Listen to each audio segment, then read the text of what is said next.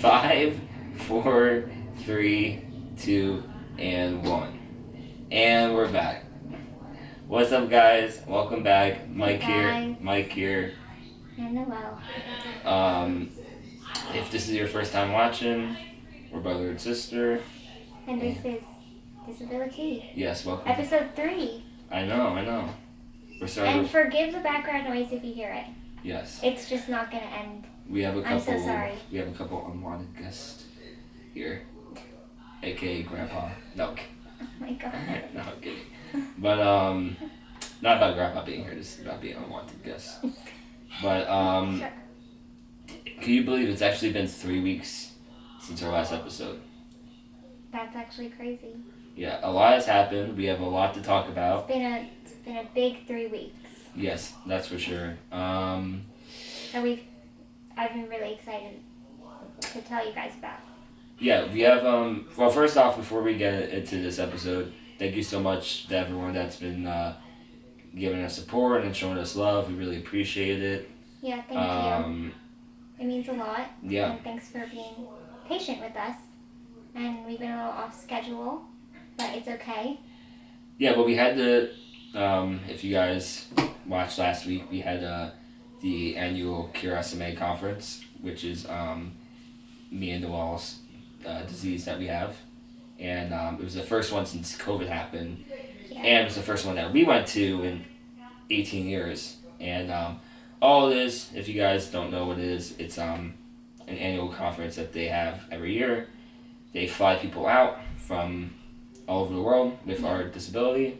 And it's like a 4-day conference. Sometimes people stay longer. We did stay longer.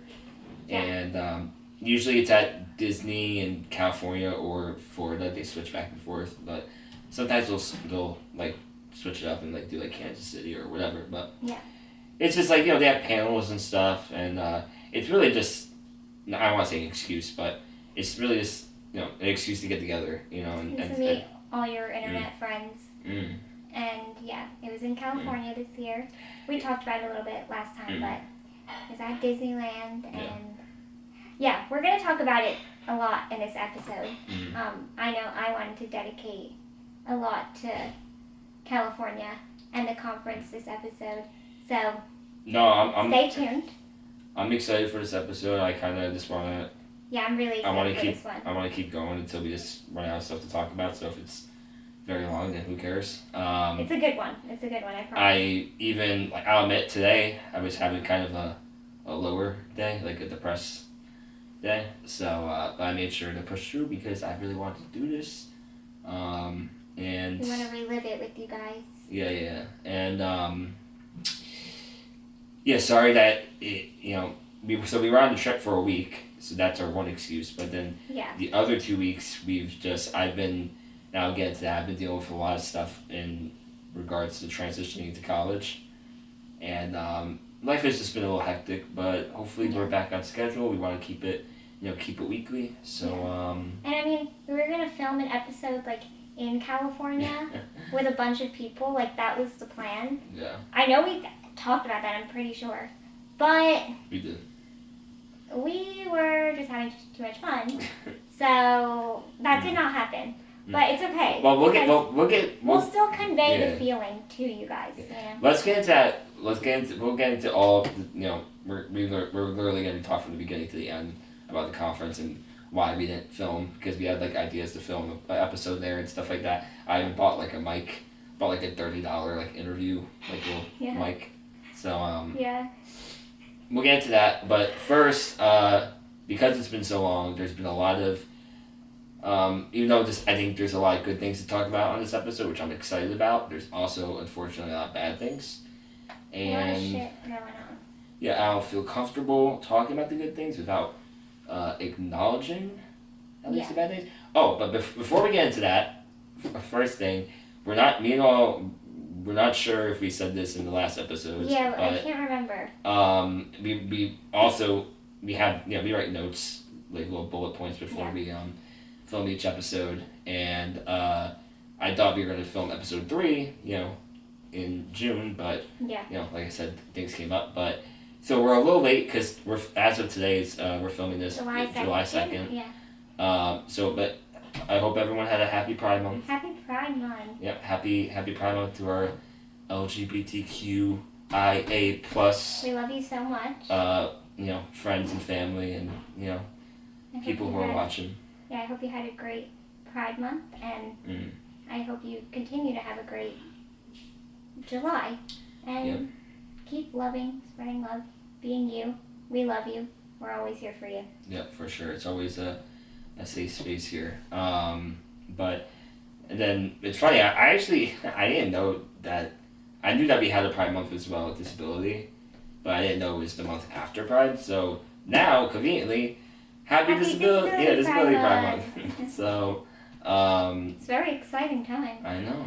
That's cool. Our flag is fire, by the way. I know. And did you see it's like new now? They changed it. Wait, it's like the black background, right? Yeah, but it was like zigzagged. Yeah. Now it's like lines. Really? I think I like the zigzag now. We'll put a picture up of. That's what I saw today. You have to show me. Oh. I'm bringing a disability pride flag to one of my Harry shows with my friends. So wait. We will be throwing it at Harry. Did you buy one or? Not yet. We're going to. Oh, cool. Yeah. But happy Disability Pride Month. I think I just want to say, if you're disabled this month, I hope you take time to love yourself more and connect with other disabled people. Stomp out the ableists. And, For me, I feel like Pride, I can only speak obviously from, for Disability Pride Month, not the other months, but I feel like, obviously, we want to have Pride 24/7, not just in 1 month, Yeah. So the way I look at it is, of course, it's great to celebrate and stuff like that, but it's also a good way to spread awareness. So that's how I kind of look at it. Just make sure all month, you guys are being loud, being proud. And always be loud and proud. Yeah, always do. That's the thing. Yeah, it is nice having. I didn't know about Disability Pride Month probably till last year, maybe the year before, and it's nice having a dedicated time for your community, but it's crucial that it's all year long, and we're all gonna get there together. Yep. But again, so happy Pride Month for June, happy Disability Pride Month, and again, guys, everybody's welcome here. We celebrate you all. We love you all. We love, so. Yeah. Word. All right, so we wanted this to say that. Now into the serious shit. So, since we last filmed, which was 3 weeks ago, I don't know the exact date, a lot of shit's been going down, so definitely important to talk about. First thing is the Roe v. Wade overturn with the Supreme Court. I'll let you speak first because you're a woman. So, how are you feeling about this? I mean, I could obviously imagine, but just I'm gonna give the floor to you. I'm at a loss, to be quite honest.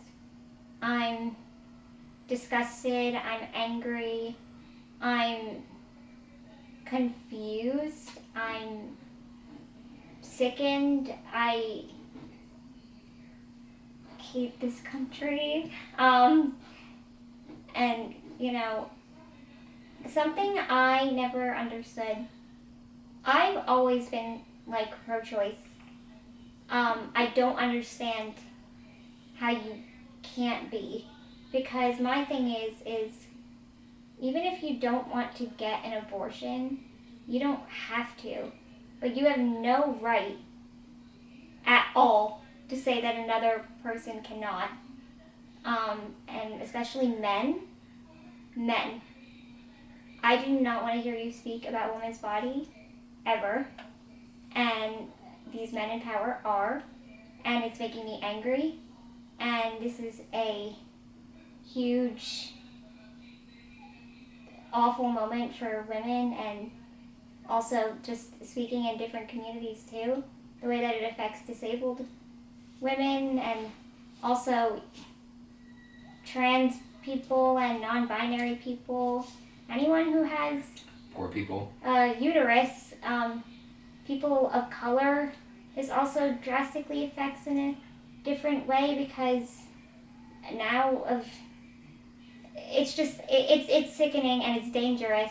Well, this is really dangerous for a lot of different communities and for women. And I just want to add into what you're saying. It's for people who might not be sure, oh, why is it even more discriminatory to poor people and people of like in minority groups? Because the argument that a lot of these, that not all, some people are on the right side of, or whoever who are against abortion are like totally just like against it, like fuck that. But I see a lot of their arguments saying that, oh well, it's just federally, you could, if you want to get an abortion, just go to a state where they allow it.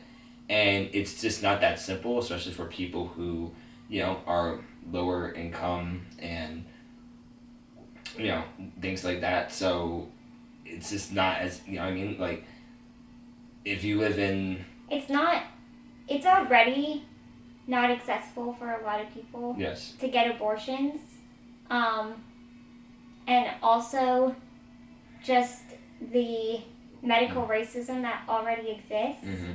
And another issue too, just speaking on the disability community, is this is like super scary and frustrating because a lot of disabled people have struggled with feeling like we have any like autonomy over the choices we get to make for our body. We still don't. And now this is just like a double blow for all of us, of course, but the things that this is kind of I've been talking about some of my disabled friends with is just it's sickening. And if you are a woman or you have a uterus, I am with you. I stand with you.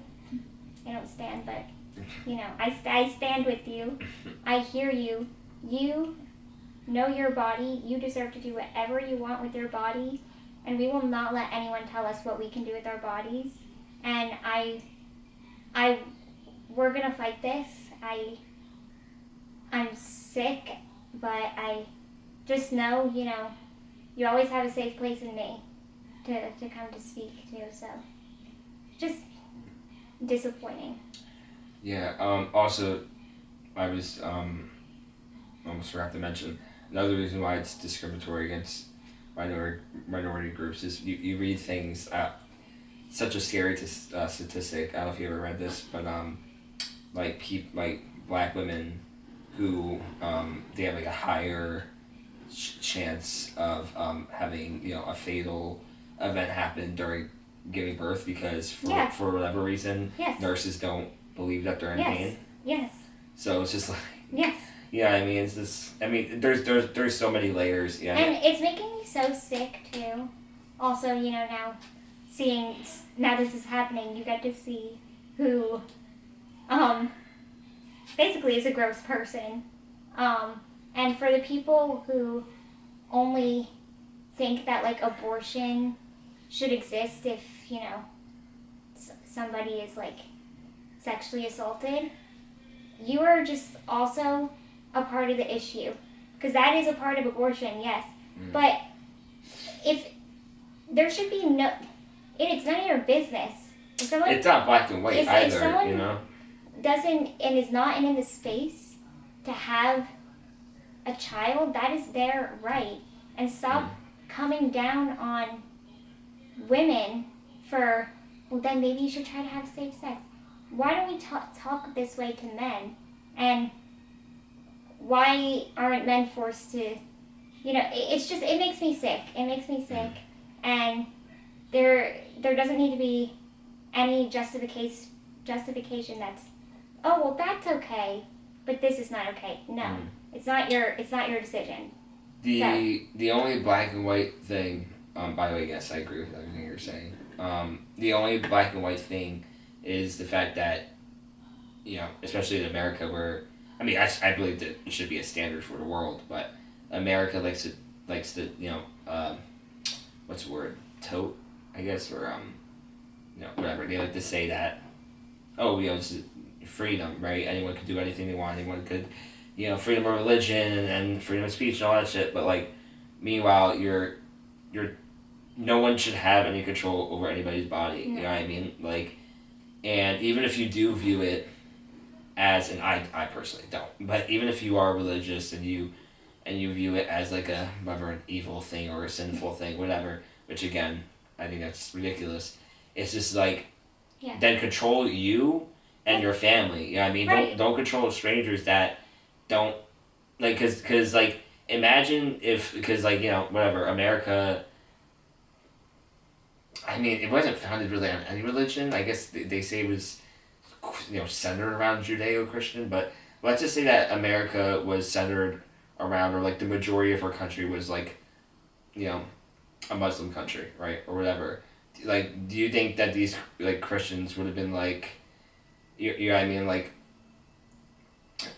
I'm trying to think how to better explain. No, I'm saying like, no, imagine if somebody told them how to follow the religion. Right, but right? I also just want to cut into you if that's okay. Like, I don't know if you saw this video. It's going around everywhere. This woman, she was like talking on the news, and she says, and this is, just kind of remembering, like quoting from what I remember, like, I don't care about your religion. I don't care. I respect I saw that. I respect your religion. I do. I respect, that's the thing, I respect all walks of life, all religions, all beliefs. Everybody has different choices they want to make. But I don't, why should I don't believe in that. So you could believe in that, and I have respect for you believing in that, but you have no right to make me believe that. And it's like, I don't care. I don't care about your religious views when it comes to me, because I'm not your religion. So that's the point I was trying to make, though. The rhetorical I was trying to make was like, the majority of this country is like Christian, right? That's like a major religion, right? And especially in America. Like, imagine if America, though, whatever, in another universe, was like a mostly Muslim country, right? Like, most of us follow that religion. Like, just imagine if like somebody was telling you, like, because like whatever, this person's an ultra Christian person where they believe that abortion's totally evil, and life starts at contraception, right? Conception. And like, just imagine if somebody was just telling you what to do. Like, you know what I mean? Like, it's just ridiculous. I don't know. It makes no sense. I'll never get it. And this goes for, obviously, this right now, and so many other things in life. So many different identities that people hold, and people who care so much. It's like, it does not affect you, and you are a hateful person. So, this is really sickening, and it's a sad, sad time to be where we are. I really don't even know what else to say. Yeah, my heart goes out to, obviously, you and all other women out there. There's so many things to nitpick. I mean, we could talk about it forever, obviously, but it's definitely a sad and scary time. I mean, literally every day, I get more and more just kind of just disheartened, I guess, or that's not even the word, just disgusted by America, and just like, honestly, if I had the means to, down the line, I might even move out, especially if it keeps going down this crazy rabbit hole, because it's just like, when is too much? And it's been too much years ago, you know what I mean? Like, so... It feels like a horror movie, honestly. Yeah, it's just like, what's the next thing? What's the next thing? What's the next thing? And even if like here's the scary thing about like these crazy radical people. It's like, all right, let's just say that, you know, next election term, we like the progressive people have a good, a good term, and the majority is like a Democratic Party, and whatever, things are back to kind of being more stable and more whatever. You're still gonna have this big base of people, because that's the issue. Like racism has always been here, and all this crazy misogyny and all that stuff. It's always been here, but ever since Trump came into office, and this extreme, right wing, just crazy, white supremacist, fascist, you know, ideology has been kind of like mainstreamed. Like people are like not even like like they're like loud and proud about it, and now they're getting their like toxic reassurance. Like, hey, like look, we won. We won, and oh, these things are happening, and what I mean. So it's just like I don't know. It's just it's not good. It's not good. I think I want to end it on to also anyone who has been sharing their story who has had an abortion before on social media, because I've been reading up a lot. I just want to thank you. You're very brave, and you should never feel ashamed. And I'm so sorry to anyone who's ever had to. I'm learning a lot from people who are sharing and being so open. And just know you're not alone. All people, you could come to me and talk to me, and yeah, we're in this together. Sam, I'm a man, but I definitely, I grew up with women. My our parents have been divorced since we were pretty young. Like I was like 9, and so I grew up in a household with single mother. My 2 sisters, and like, I think women could definitely speak for themselves, and you guys are independent and all that stuff. At the same time, I do have like. I don't need you. No, I know that, but I'm just saying at the same time, like, yeah, I mean, like, if you're gonna be something, be an ally. I have this like. Yes. So as a man, protect our women. You know what I mean? If you're gonna be a man. Yeah. Right now, speaking out, please, let women decide what they want to do with their bodies, and uplift that and support that. Good. Thank you.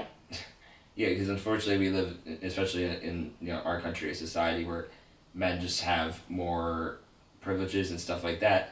So because we have more power in that way, right? This protect our fucking women, like that. Be, okay, whatever. We can't maybe control the system right now, but you can control your actions, So do what you could, and yeah, there's literally there's so much shit I want to say, but we'll see where this goes, and just we're you guys always have friends and allyship in us, even strangers, and always. Let's hope for the better. But all right, so me sick. So that's the Roe v. Wade. Let's see what happens with that. The next thing I wanted to talk about was the the very on theme, because it's all our crazy government. The January 6th trial happening right now, which you didn't even know was happening. No, I didn't. I honestly. I'm not trying to get what's the word I'm looking for? Like talk shit about you or whatever. But the reason I said that, I'm saying if you guys don't know, the January 6th trial is happening right now. Which, if you don't know what January 6th is, it's in America. It's the whole like insurrection, like when Biden was being sworn into office. Trump had a goodbye rally, and then incited violence, and then they stormed the Capitol. I think at least 2 people died, and tons were injured.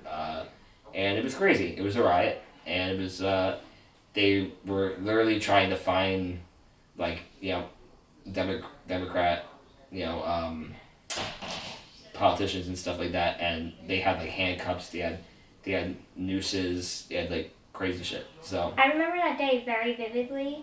I was in high school. It was like it was my senior year, and it was all virtual, like because of COVID. And I was like in class, like on Zoom, and I see this, and I'm like, oh my god, like I was sick.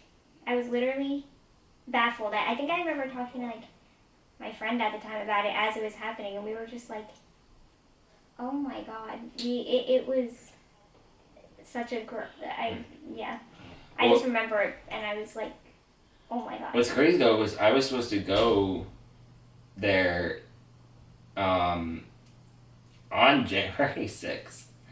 Because I think that's the day, when the president is usually sworn in. I'd never seen that before. And they ended up not even having it because of the whole COVID thing. But I was going to go. And the guy didn't because it was nuts. But I did end up going a month after for Valentine's Day. And they had like gates up, and it was like, the National Guard was there with like rifles. It was definitely not the smartest time to go after. But so the trial's happening, and there's new news coming out every day, but I wanted to bring it up because I wanted to tell you, it was confirmed by the Secret Service, I think it was yesterday, that Trump was like furious. Like he wanted to march on the Capitol with them. I'm literally not surprised. And he was like, I know he was furious. He was happy about this. He incites this kind of behavior. He likes that. Yeah. I'm sure he was proud of it, to be quite honest. And the other thing is supposedly they had like metal detectors, and he also told them to stop, turn the metal detectors off or stop checking them. He's like, just let them in. They're not gonna hurt me because the detectors were going off because they had handcuffs and all these things like pepper spray, batons, and he was like, they're not gonna hurt me. I'm fine. Just let them in because like he was upset since it was taking so long. Like the crowd was small, so. Oh my God. Which notice how he said they're not gonna hurt me. I'm fine.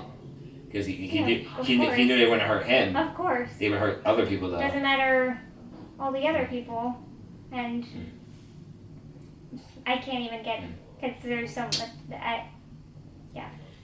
Yeah, so that's sad. We're waiting to hear more about that. It's happening currently as we talk. Wanted to acknowledge that, and again, rest in peace to the people that lost their lives on that day or who have gotten hurt. Then I want to talk about Ukraine. That's still happening. We haven't really talked about it because it's just been going on for so long, but I did want to acknowledge it, especially because when I was writing notes for this, I think it was last week, there was like another big attack where Russia like struck a shopping mall that in Ukraine that had like tons of people in it. It was like one of the biggest acts of terror in like decades. So just want to acknowledge that if you didn't know, I mean it should be obvious, but we stand with Ukraine. Our hearts are with Ukraine, and I mean I know thoughts and thinking doesn't fix the issues, but we're here and learning, and Yeah, and we'll also I forgot to mention, every topic we talk about we'll have like in the description as always, like either ways you could support, GoFundMe's, read up about everything. Yeah, because if you do have the means, help, but if you don't, it's just and even if you don't have the means, like just pay attention to it and be aware of these things that are happening. If you can't necessarily give money or maybe even a lot of your time to certain things. Well, that's why I'm also I want to talk about it because your voice is a tool. Your voice is powerful, and yeah, I mean, obviously, it's not gonna like, actions obviously are more effective than words, but at the same time, that's what annoys me because people are like, oh well, I'm just one person, so they won't speak out about they won't speak out about it at all, and it's just like no, it takes 2 seconds to talk about it, doesn't mean that you shouldn't. Yeah, we talked about this a lot last episode about what you can like, and it's not even just like don't do something to prove yourself, like to prove you care. Also, if you're doing it, do it because like you should want to, but also like share things that you actually are like, putting thought into, and it does mean something and it does matter. Even if you're one person, it matters. So, yeah. Hey, by the way, I forgot to mention, I put fuck fireworks. I have to do a little mini rant real quick. This podcast is going to be a little bit all over the place, but it's so all over the place. We have a lot to cover, so please forgive us. But if you hear fireworks in the background, that's because I think they stopped. Yeah, I just heard one just a little bit while you were talking. That's because it's so funny. I don't remember growing up like fireworks except on July 4th. But it's like I guess this is the new thing. I'm saying, yeah, like the past like 5 years, every year they do it like earlier and the fucking fireworks started yesterday on July 1st. And I'm like, why are we celebrating? And here's the thing, like, that's why I want to rant real quick. So first off, fuck you if you're doing fireworks, you're a piece of shit. But at the same time, like, so especially during this time. Well, but hold up. So I will say, people that say, "Oh, you shouldn't do fireworks at all," like, I'll admit, I think it's a little ridiculous. In my opinion, like, I do enjoy fireworks, but do it on the allotted holiday. First of all, I agree with you. There's not really a lot to celebrate this year. I'm not celebrating the 4th of July. No, me either. But I'm just. And I really haven't for like. But I'm saying not only 4th of July. I'm saying just like whatever, celebrating New Year's, for example, or whatever holiday it is, right? I don't mind you doing fireworks, but the people that fucking... No, yeah, I like fireworks. But the people that do it for like a week prior and a week after the holiday, it's just so fucking... It's stupid, it's rude, and... Oh my god. And I do feel bad for the people who do have like PTSD and all this shit because... Yeah.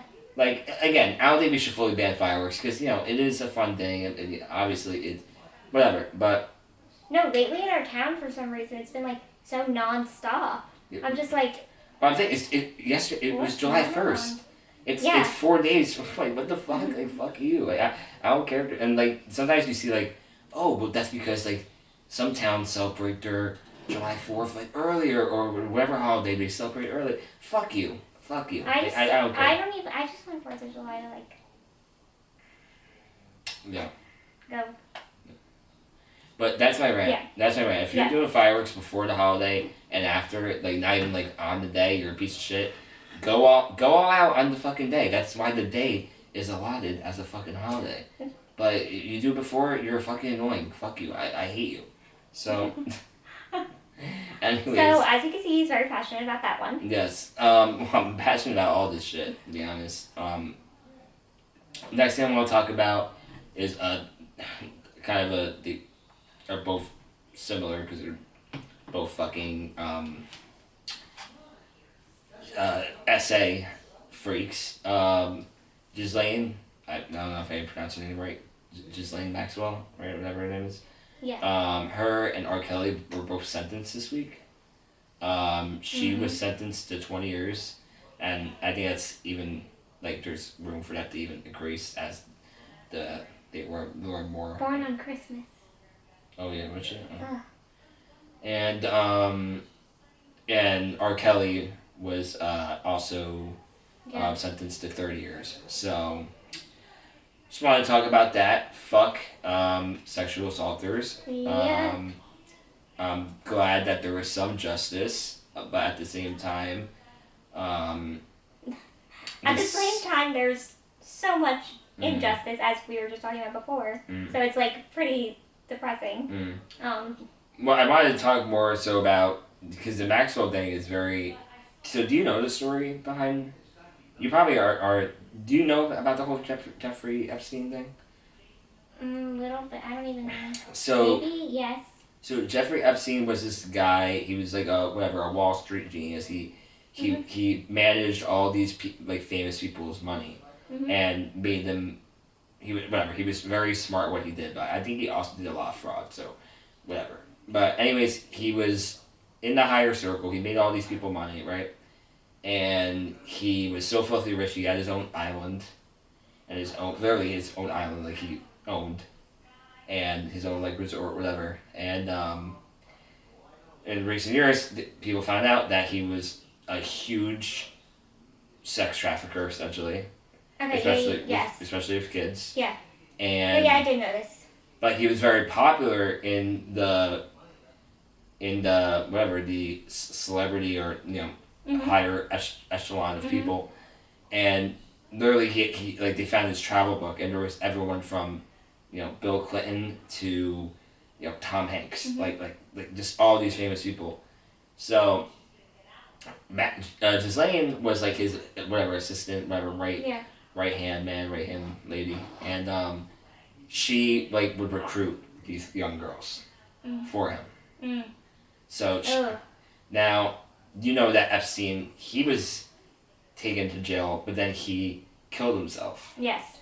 Yes. Do you know the stuff behind that? Isn't there like theories or things about that? Well, it's a fact. So he was gonna go after he was caught. He was gonna go tell the whole truth, because at this point his life is over, and a lot of these not all, but a lot of these criminals, once they get caught, they have like their guilty conscience catches up, and they're like, you know what, I did all these evil things. I'm gonna at least talk about it. And sometimes, they might give them a lighter sentence or whatever. But this guy, I don't think he was getting a lighter sentence, but maybe he just wanted to appear better in court. Whatever it was, he was gonna go speak and tell the truth about everything, right? Yeah. Who was involved, because I will say, did every person that maybe went to this guy's home to visit him, were they in on it?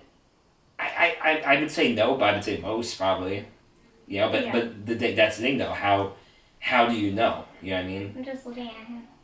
So anyways, he was in New York prison, right? In a prison in New York. Yeah. And he was on suicide watch. Yeah. And even while being on suicide watch, he was able to kill himself.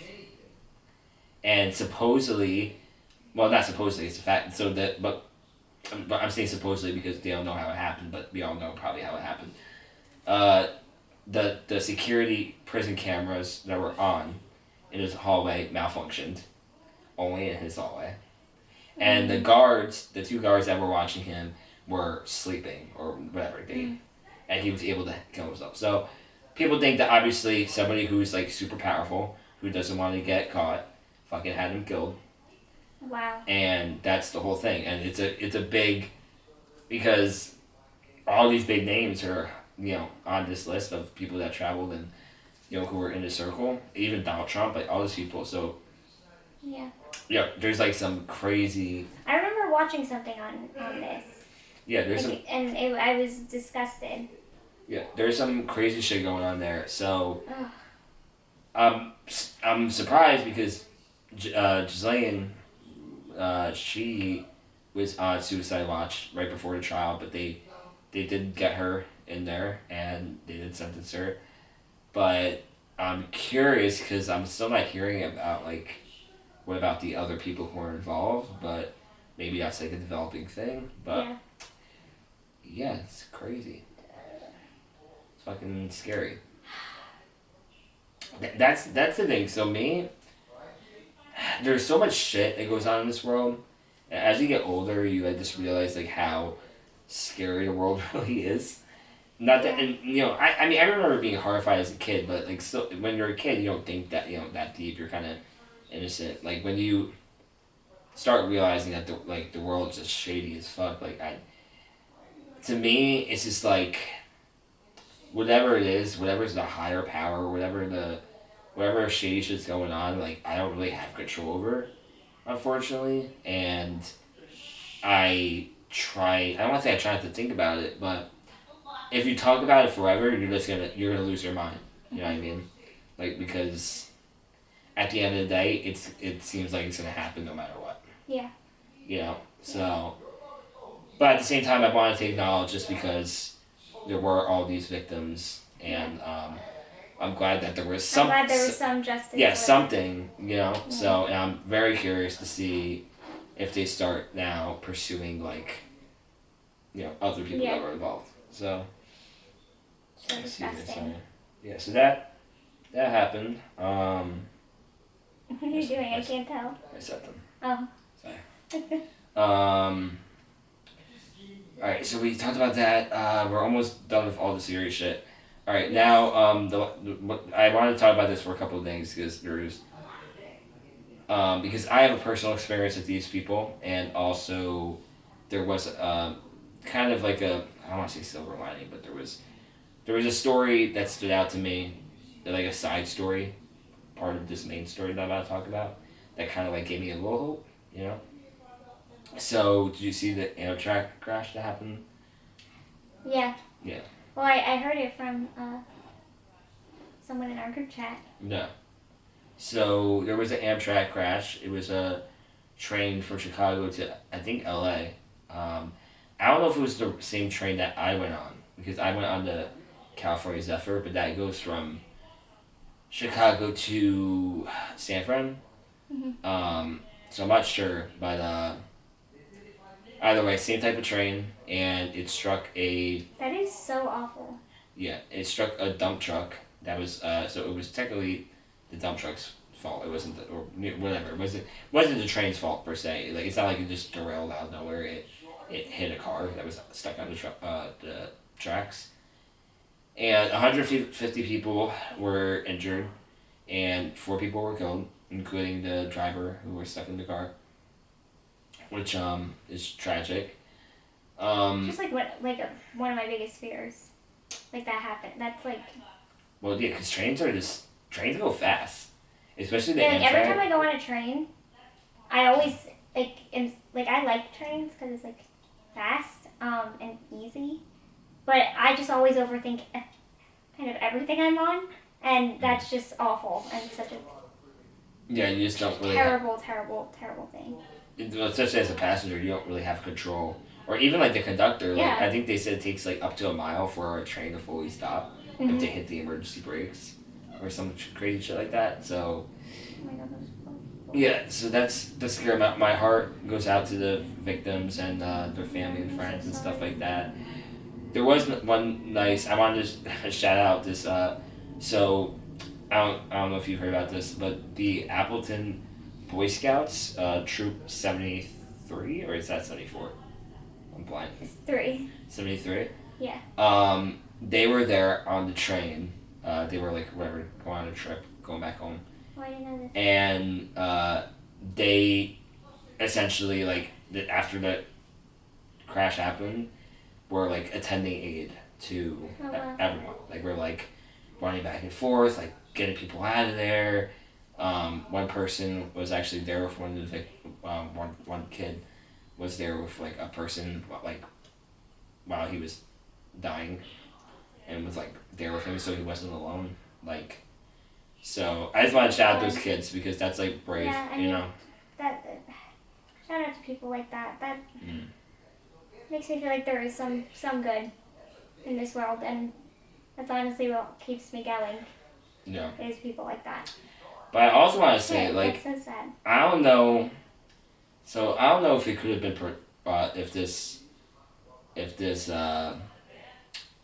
crash could have been prevented because it was like an accident. The truck was stuck. But that being said, I went on a cross country trip with Amtrak, and there was so many issues, so many fucking issues. And I'll be honest, like, at first when they said that there was a crash, I wasn't surprised because I thought, oh, it was like maybe a malfunction on their end, because it was sketchy. so many things went wrong, and I'm still trying. The trip was back in January. I'm still trying to work with customer service. They're like the worst, by the way. Trying to get like some sort of I don't know, making up for compensation. I don't want to say compensation, but there's something to make up for all the shit that went wrong. But like, so first off, the first train I went on from New York to Chicago, which was the Coastal Starlight. That was a great train. It was, we had a handicap room, and the handicap room was great. It had a double bed, like a full bed. It we had our own bathroom, but the bathroom was separate with like a door. Yeah. I'm saying this because remember that fact, the bathroom. And the dining cart, they like each train has a dining cart. It's really cool. It's like literally like a diner like on the train, and I was able to get to the dining cart. Like it was all handicap accessible. But then the main train, the famous one, the California Zephyr, that's like the one that goes through the Rockies, and everyone wants, everybody from all over the world wants to go on and stuff like that. So not handicap friendly. I was confined to my room the entire time. I couldn't go to any of the carts, the dining cart, nothing like that, the observation deck. And also, the bathroom, it was so, excuse me, it was so ghetto and fucked up that they did this. I'm still kind of heated about it. So the way they did the bathroom was they put a curtain in the middle of the room, and so your bathroom and your bedroom was just one cabin. So technically it was smaller, even though the train was bigger than the other train. Our room was smaller, and it's so disgusting. Literally, I'm getting nauseous even thinking about. We also had a public bathroom in our train car, and I guess because all the pipes are connected because you're on the fucking train, whenever people would use the bathroom, the public one, whenever they flushed, the smell would come through our toilet into our room. Disgusting. Completely disgusting. And sounds like college. It was disgusting. Like a college dorm. I don't know. But also, we also had only a single bed. We didn't have a double. And you're so passionate about. Terrible. Well, now I want to get to the safety part. Jesus. But now I want to get to the safety part. Fuck all that shit. Even though that shit's gross, and they should not have done that with me. Oh, and also they have a thing called Amtrak Family Vacations where you could plan your family vacation or whatever with a person, and you can plan everything. You can book hotels with them. You can get everything done all at once, so you don't have to worry about anything. And I told these people I had so many calls with them because also being handicapped, you have to make sure your stuff is all good to go, right? Because if not, then we can't function. And we asked for make sure all that, because we did a day in Chicago, Denver, San Fran, and LA. So we had all 4 different hotels, right? Yes. Please make sure they're handicap accessible. Make sure I want to be able to shower because I'm not gonna be able to shower on the plane. On the train. Please. None of that. Not one hotel. They all said, "Dan, let us know that you were handicapped." That would have took 2 seconds. All they had to be was just put in the notes So, and they assured me that was another thing. But now to the safety, and this is why I really brought it up, the safety. So, from Chicago to Denver was probably one of the scariest moments of my life. I'm not even lying. So, out of nowhere, the train overall, the trip overall was pretty smooth. But for whatever reason, I don't know, I tried getting an answer. No one could really give me a straight answer. Somebody was trying to say it was a third-party thing, or the rails are just not as good, or I don't know. But something seems sketchy to me. But the rail from Chicago to Denver was so rough. Excuse me, sorry. Stomach issues. Um, I'm working myself up. Also, I'm just sitting here letting him tell the story because I've heard this like many times, so I'm just no, but sitting. Sorry, I need to vent. Back and no, it's I need to vent. This is what the podcast is for. So, because I wish I recorded it, but we were literally hanging out to dear life. Like we didn't even have a chance to. It was so rocky. Like when I mean, like things were falling off the walls. Like, and it was like every 10 seconds it would be like whatever quiet, right? And these trains are going like what, I think at least 50 miles per hour, if not more, 60, 80. And it would hit, like the tracks were just so bad that every 10 seconds it would hit like a little bump or whatever, and the whole cart would go like almost like a universal ride, but worse. Would shake, and like at first I was in the bed, and my bed hit the wall. I wish I was there to see. I was falling off the bed. Yeah. I was literally falling off the bed, and my head hit the wall. Jesus. And I saw stars. I never had that before. So Dad was like, "Okay, get me in my chair." So I got in my chair, and we were trying to sleep too. It was an overnight train, so we were supposed to sleep. I didn't get any sleep. Yeah. But even in my chair, tilted all the way back, it was hitting so hard that my chair was doing wheelies. That's literally terrifying. And almost flipping over, and like I heard like neighbors like scream, like ah. Like, I would be really scared. So I'd be really scared. I don't want to say that this most recent crash that happened was, again, it does look like that was an honest accident, but at the same time, I don't know. I just feel like there's a lot of sketchy shit going on with Amtrak. Like, thank you for sharing your experience.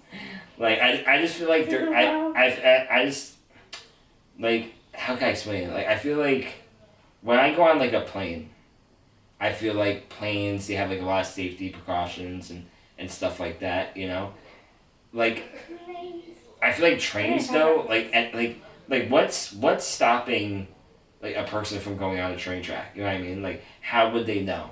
Like I don't know. I feel like it's very outdated, and again, my heart goes out to the people who actually. I mean, I got hurt, but who really got hurt, and you're fine. Yeah.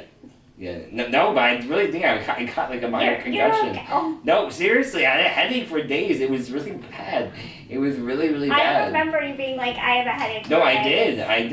I swear I did. Well, I'm so sorry. But no, I'm not comparing myself to this situation. This is awful. No, sorry, it just fuck Amtrak. But also at the same time, my heart goes out to the people who are affected. That's so awful. I think if anything, that's all right. Now I remember why I want to bring it up. Don't ride Amtrak.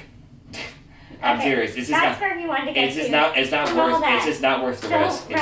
Especially if you're disabled. Just don't do it. That is a good tip. Yeah, he does have good tips for accessibility and traveling things. So, all right. I wanted to acknowledge that. Sorry for going on a rant there. Okay. All right. So then. Are we talking about our main topic? Oh wait, last thing. What? Because last time we talked, Johnny Depp won. Yes, Johnny Depp did win. Yes. Johnny Depp did win. Yes. Which I think I said I thought he was gonna win. Well, that's the reason I want to bring it up, because before we ended last episode. So I was right. Yeah. Yeah. I guess we just want to do it. That's all you have to say? I thought you were gonna say more. I mean, I think like just what I said before. To reiterate is, I was pretty positive he was gonna win. I think there was a lot of sickening shit and that was exposed. And I also like to point out too, I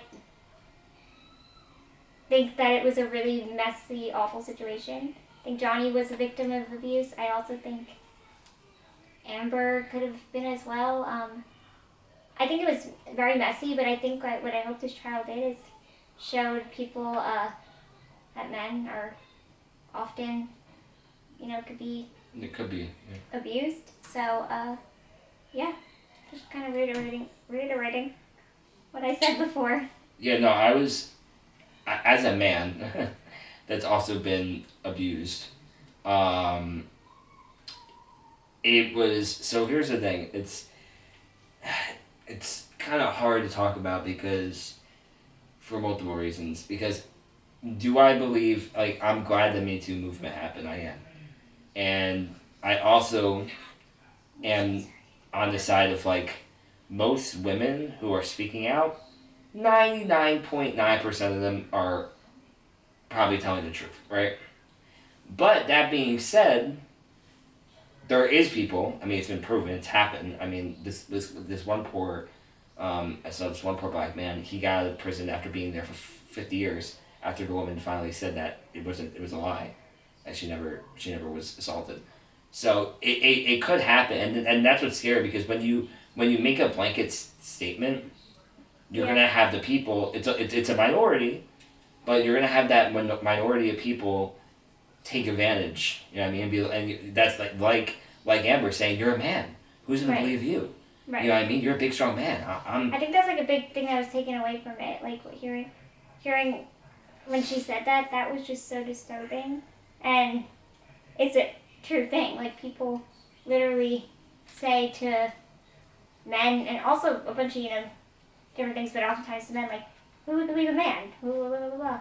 And I think it's really sickening and gross. No, yeah. So I'm glad that because again, it was definitely a toxic relationship, and who knows? Maybe he. I don't know. I mean, I honestly, from the evidence, it didn't seem like he was an abuser at all. But yeah, like from. I mean, there was aggressive moments. Don't get me wrong. It was more so just like from at least the evidence that I saw that like Amber's team presented, it was a lot of like he said just a lot of like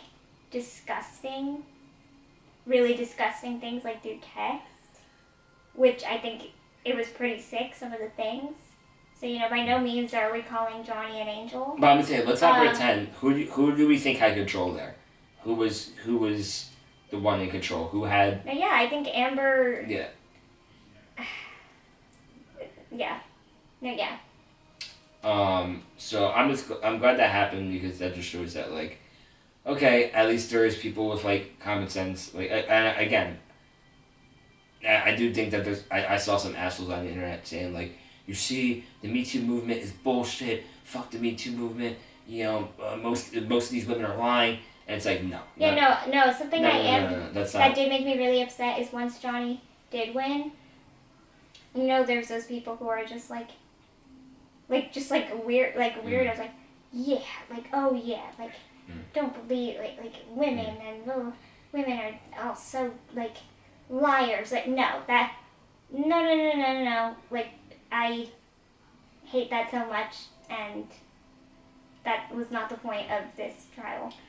Well, there's this toxicness on both sides, and that's what annoys me because like then you also saw people like when Johnny did win, people were like, this is a dark day for women, and I'm just like, no, like and like I just hate people who are just like they only see it in black and white because that's so problematic. You know what I mean? Like it's the same people. I was actually getting into this because we'll do some tea.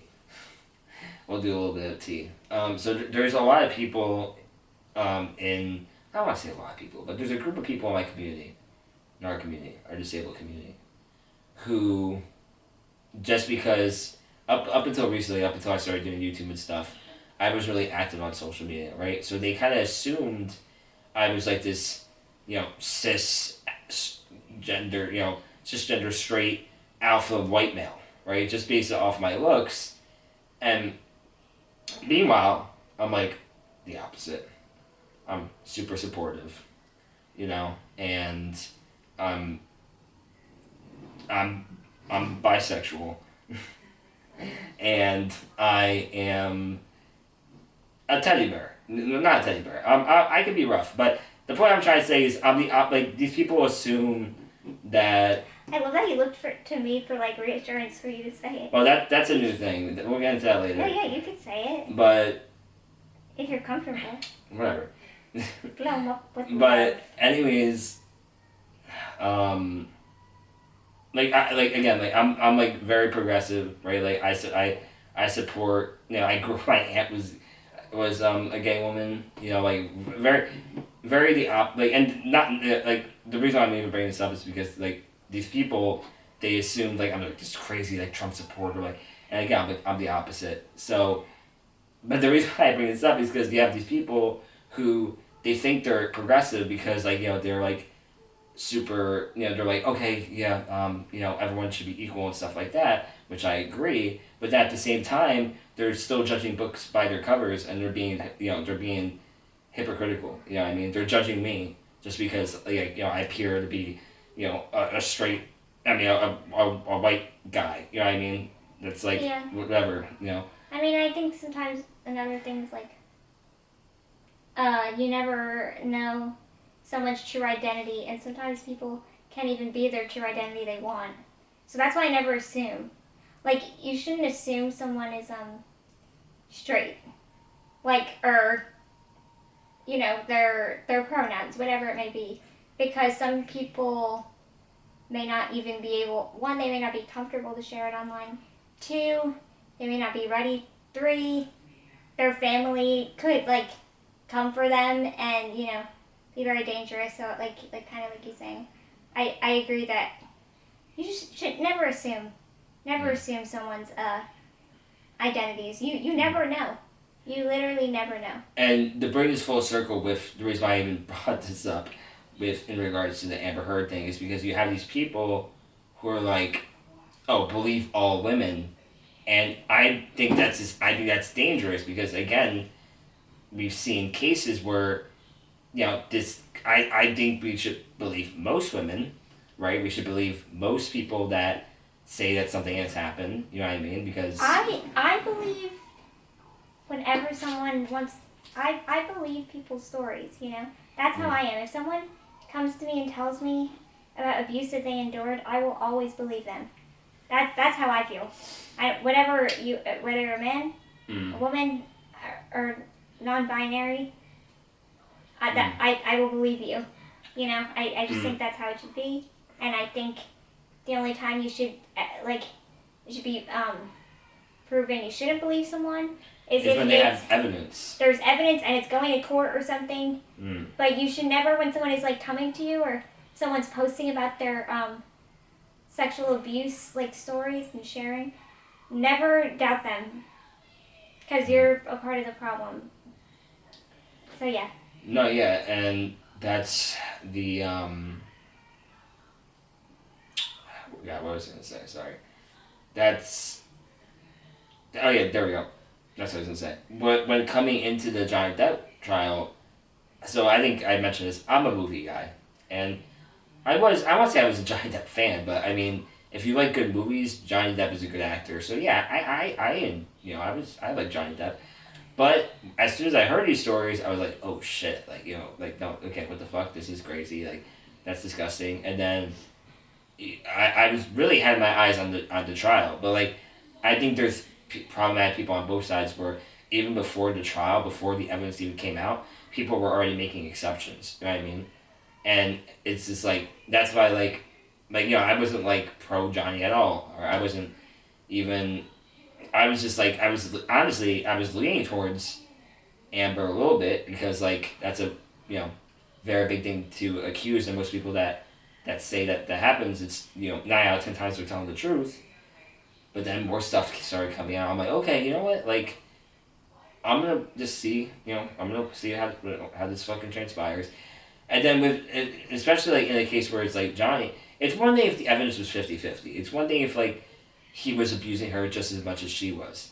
But it was just so overwhelmingly she was, in every aspect. She was lying, she was manipulating, she was hurting him, assaulting him. There wasn't, again, the most that was founded of him was that he, was, whatever, nasty with his words.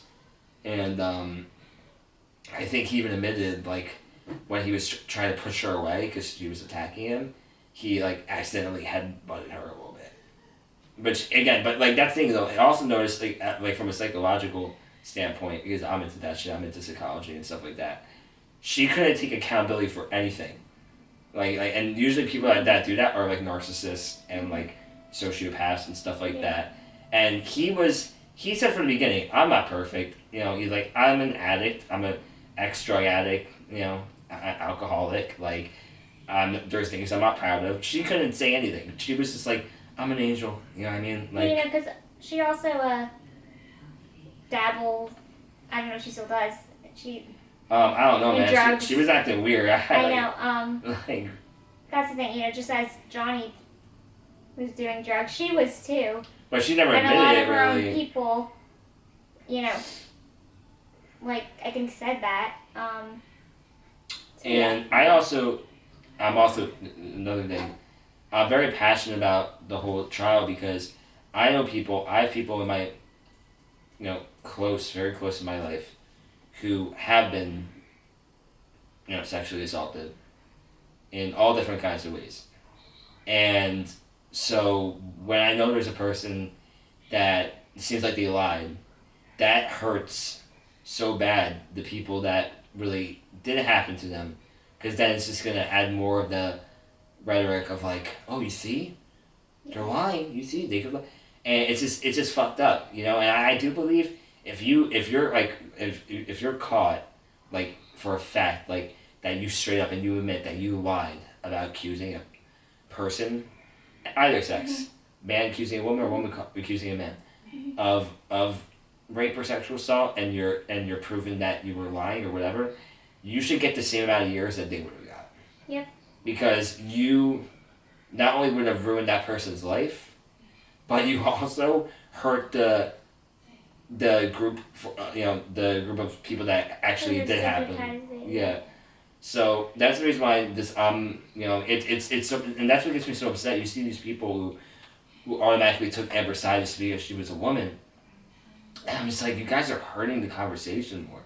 You know what I mean? You're hurting men who are abused. You're hurting, women who are actually abused. And you're just furthering the divide. And I'm just so tired.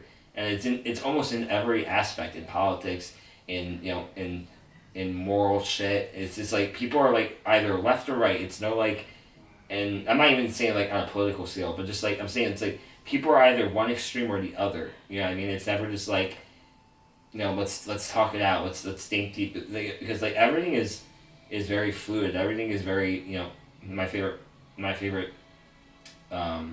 saying is, not, the world's not black and white. It's a world of grays, right? And I feel like I hear you say that a lot. No, but it's the truth, though. It's the truth, So no, I agree. I do. That was a little rant, but I'm glad that Johnny got his justice for the most part. We'll see. I think they have other court also, shit. I'm so sorry my phone went off before. It did? Yeah, did you not hear it? I'm in the zone right now. I'm so sorry. I'm in the zone. You are in the zone. But I'm happy he got his justice, and supposedly they might bring him back. If they do, I'm gonna lose my shit. I'll be so happy. Disney might be bringing him back for Pirates. Yes. Which that'd be awesome. So yeah. So that's all right, guys. Let's take a little halftime. Let's take a breather. What is guys, feel free to pause. Take a bathroom break or take because. We talked a lot. I hope that people are still with us. We talked about. I mean, you go pause, always come back. But the reason I'm saying is, we're done with the serious shit for the most part. Mosquito. Yeah, I see it. It's gone though. We're now gonna be talking about pretty lighthearted and fun stuff now. Yeah. If you came here to the podcast for this reason, you're finally at your moment. Yeah. I've been super excited about talking about this too. We got all the more like serious stuff out of the way. Yeah. And sometimes it is very hard for me to talk about serious stuff. So I hope I did an okay job. Well, no, it's not hard for me. I like talking about serious stuff. No, it is hard though. It's just it's hard. It's heavy. Nobody. And a lot's been very heavy lately. So. Nobody like. Yeah. I'll word it like this. Obviously, with grace. Oh my god. With a grain of salt. It was a mosquito. Sorry. Oh my god. Nope. Alright, no. Stop. What? It's I don't want to get bit. Alright, he's gone. He's right there. I'm sorry, you look so dopey when you're trying to go, but you're so slow. It's like a sloth. Okay. She's like, you're like nowhere near. Alright, but anyways, while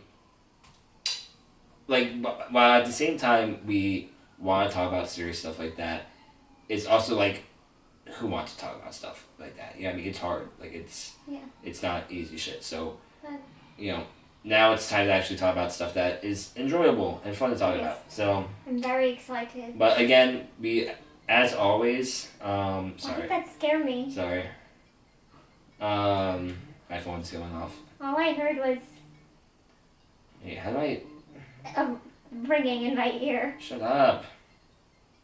Hey, how do I turn this down? You have to hang up. It's your phone, Mikey. I don't want to hang up on this person. Just mute it. I don't know. Where is it? Mute it on your phone, Mikey. I think I figured it out. This podcast is all over the place. Alright. Anyways, what were we just talking about? We're talking about how we're going to get into a little bit of the happier, fun story, fun times.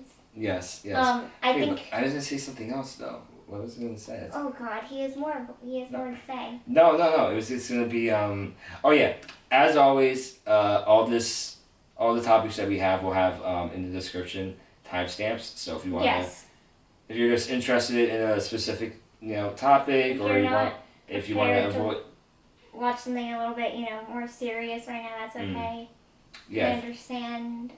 Yeah, if you want to avoid stuff, trigger warnings and stuff like that, it's all, timestamps are all in the description. Yeah. But now... Yeah, okay, so... Going into our SMA conference, California, debrief. Yes. I'm super ready. Mm-hmm. I think we should really... Are we tan? Or are we burned? Can you tell? I look like a ghost from what I could see. So, no, I don't... Well, actually, I feel tanner. But I don't really tan. I don't get tan. I was the lucky I'm one. just a vampire. My sisters don't tan, but I do. I burned so much in California. Wait, tell them what happened to your shoulder. My shoulder blistered within it was like an hour. I swear it was literally an hour. Shout out to Mama Tanya for draining it. Okay, wait, well, we need to tell the story of who these people are in our lives. Alright, yeah. So... Well, let's start from the beginning. So... I mean... Oh. Sorry. He's starting the story. On June... Of course he is. Alright, so the SMA conference... I could start it. The SMA conference this year was... You asshole. Was technically June 15th, right? Why don't you let me tell the story then? Alright, tell. Thank you. Give it to the woman. Yeah, you're right. Thank you. Mm-hmm. He's had his moment. Alright, talk, come on. Okay, so, basically, the SMA conference, what we've told you, is a conference of people with SMA come together all around the world to meet and to talk, to go to sessions, blah, blah, blah. And this year it was in California. I have always wanted to go to California. I want to preface this. I don't travel very often, especially with COVID. This was my first time traveling on a plane since I was 12. So this is a big deal, and California has always been my dream place I wanted to go. It was before your back surgery, too. Yeah. So you got a new body. New back, new body, going on a plane. Going to California, literally my dream state I've always wanted to go to. And I also happen to have a lot of friends who live in California. So I will shout them all out in a minute. But one of my best friends, Ashley, she lives in California. She has SMA, and we're just so excited to meet each other. And she connected me and Mikey into this whole big SMA conference group chat. So many amazing people. Ashley, Jenna. Me naming the entire group right now, that's going to take a long time. But so many amazing people that I already knew. And then when I got there, I got to even meet more amazing people. No, you knew them, but then at the conference we fell in love. Yes, Yes. very much so. Yes. Fell in love so many times, so many people. So, basically, we left on June 15th, right? Yeah, so the conference was technically on June 16th until the 20th, right? Well, really, the conference, like, the 16th wasn't even any, like, workshops. It was the 17th and 18th. No, the 16th was stuff too.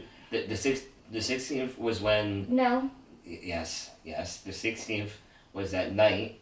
They had the, like, remember the event where you took a picture with Stitch? No, I'm talking about workshops. Alright, but... Like, educational. Yeah, but With 2 days. No, but you're annoying me. I'm saying the conference, though, like, because they also... Yes. CureSMA offers scholarships, and technically the timeline is the 15th at 7 p.m. was when you could register. Yes.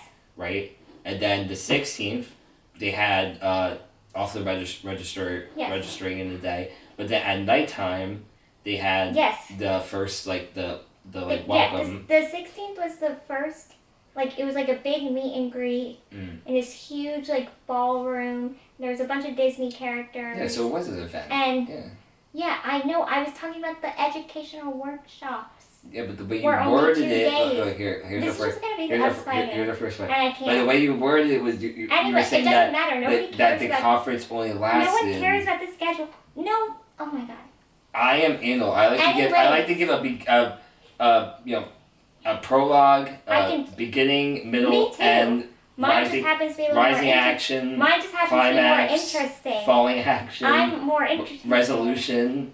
Yeah, but I get to it and give the details that. I mean. You were getting to it, but you were telling it wrong.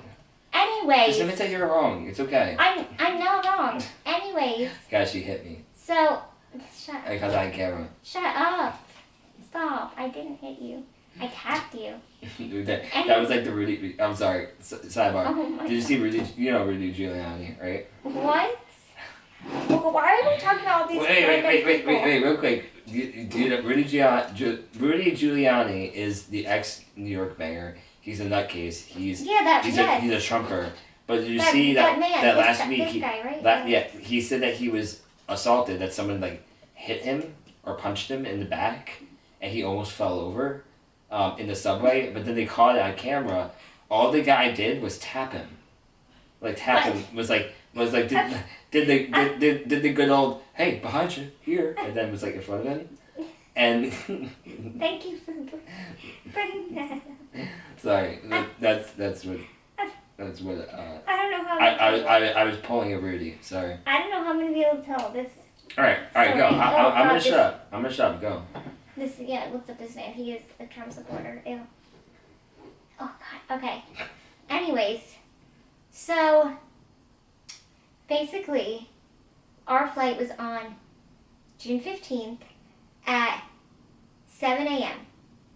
The usual morning lineup. And so it was at 7 a.m. And I really thought that we should get to the airport at I'm not even kidding, 3 a.m. Alright, but we're not taking blame for this at all. No, because this is not our fault at all. I've flown many times. But if we got in there earlier, we could have gone on the plane. Anyways, we didn't get to the airport till 5:30. Maybe even 5:45. No, yeah, 5. We got there 5. And it was. Our life is always a shit show, but I mean I like it because it spices things up. Sometimes it's just keeps you on edge. And you're ready for any trauma that comes your way. Yeah, sometimes it's a little scary, but anyways, so what happened was we get there. It was me, Mikey, my mom, and my caregiver that I brought.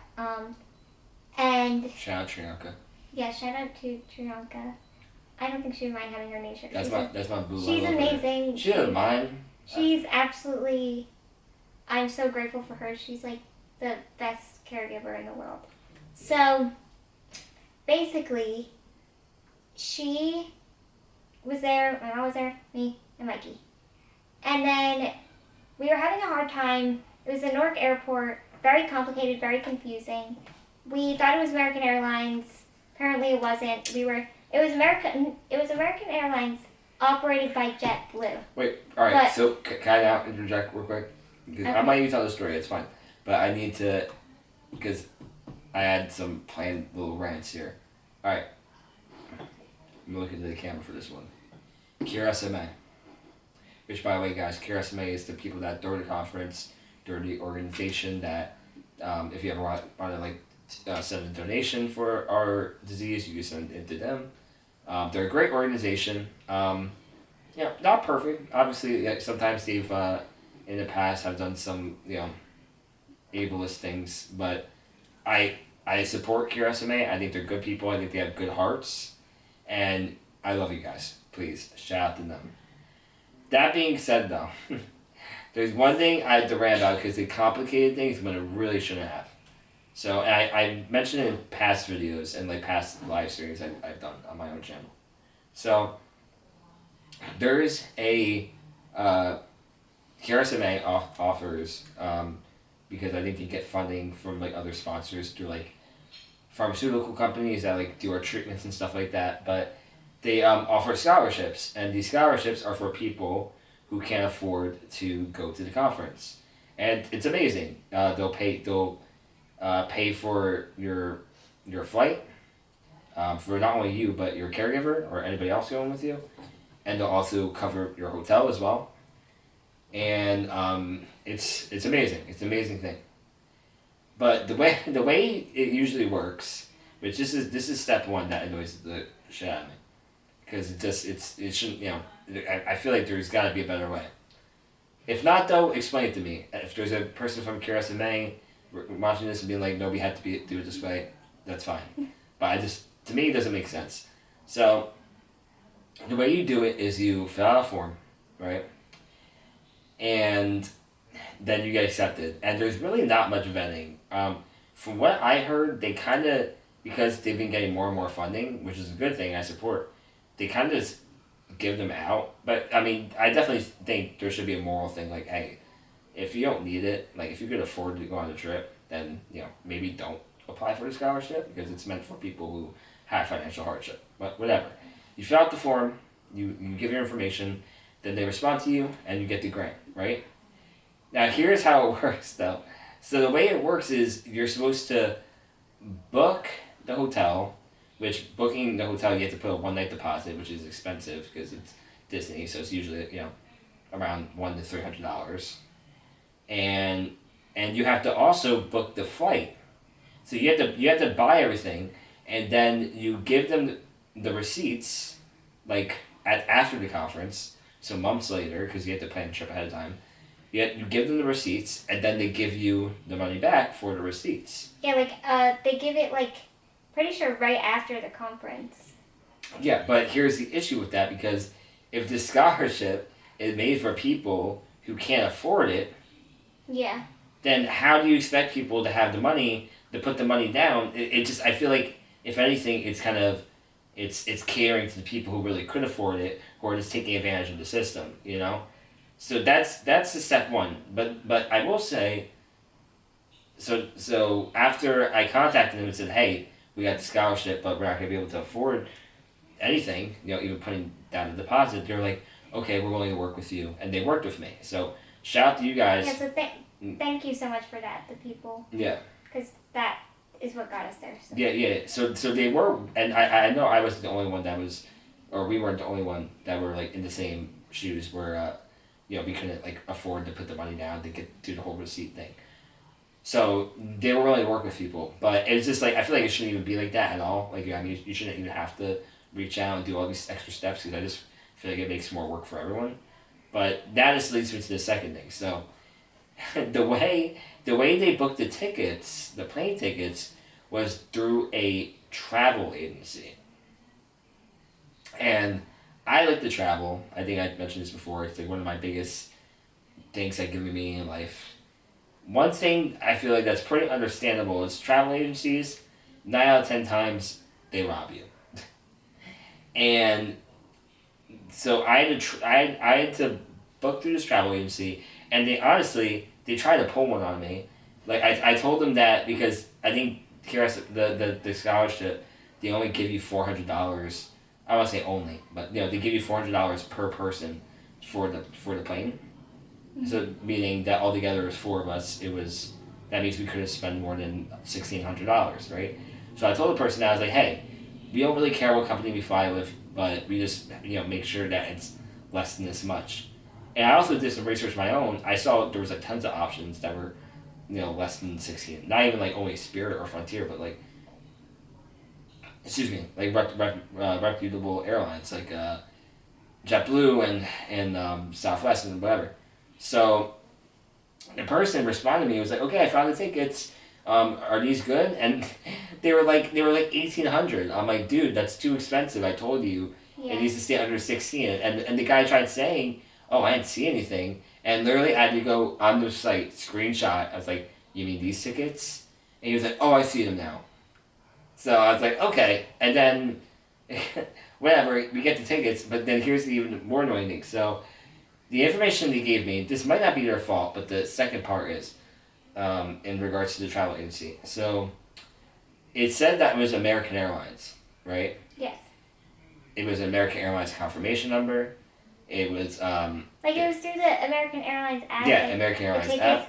But like it did say under it like JetBlue. But in small tiny letters that you had to search for. It said operated by JetBlue, right? So that's the reason why. So we get to the airport. Oh wait, but one more thing by the way. The other added stressor of the travel agency is the person that I was supposed to be going with to the conference. They ended up bailing out. I had to go with somebody else. So just to change the name on the ticket, which usually, because I think that's happened to me before, usually it's free. It's not a fee. You call the airline and they'll change it for you, right? Okay, what's the new person's information, blah, blah, blah. But because it was through a travel agency, I was on the email thread of CureSMA and the travel agency. CureSMA asked on my behalf, they're like, hey, could you change this person's ticket to this person? And they're like, yeah, we could do it, but it's like a $200 name charge fee. Yeah, they do charge for like changing it. $200 is to change it. Like, I'm like, come, like, it's just like, I just feel like it's way. Yeah, it is a bit complicated, but also, unfortunately, everything is complicated, especially when you're disabled and trying to book things. But just because it is doesn't mean that it has to be. I know. It's just, I'm like used to this chaos. And honestly, I had a feeling that we were like, I don't know, I just felt like, I knew we were going to this conference, but like, I was like, it didn't feel real to me unless we were going to be in California. Or like on the plane. Like literally on the plane going to California. Because I'm just like used to things kind of not working out. It's disability trauma. Yeah, many things. Able society. So. But the past like back to you and set you up. So what we got there. So our flight was at 7 a.m. Well, that's like boarding time. So and usually, like times aren't always exact. Like I think it ended up being like they were boarding at 7:15 and taking off at like 7:30. But whatever. Technically, it was 7 a.m. boarding time, right? Yeah. And so we got there at like 5:35, right? And we've been to this airport. It's 10 minutes away from us. It's Newark Airport. I have not. No, I'm saying when I say we, I mean I've been. Actually, I've never been there. Grandpa's been. My mom's been. Until this time.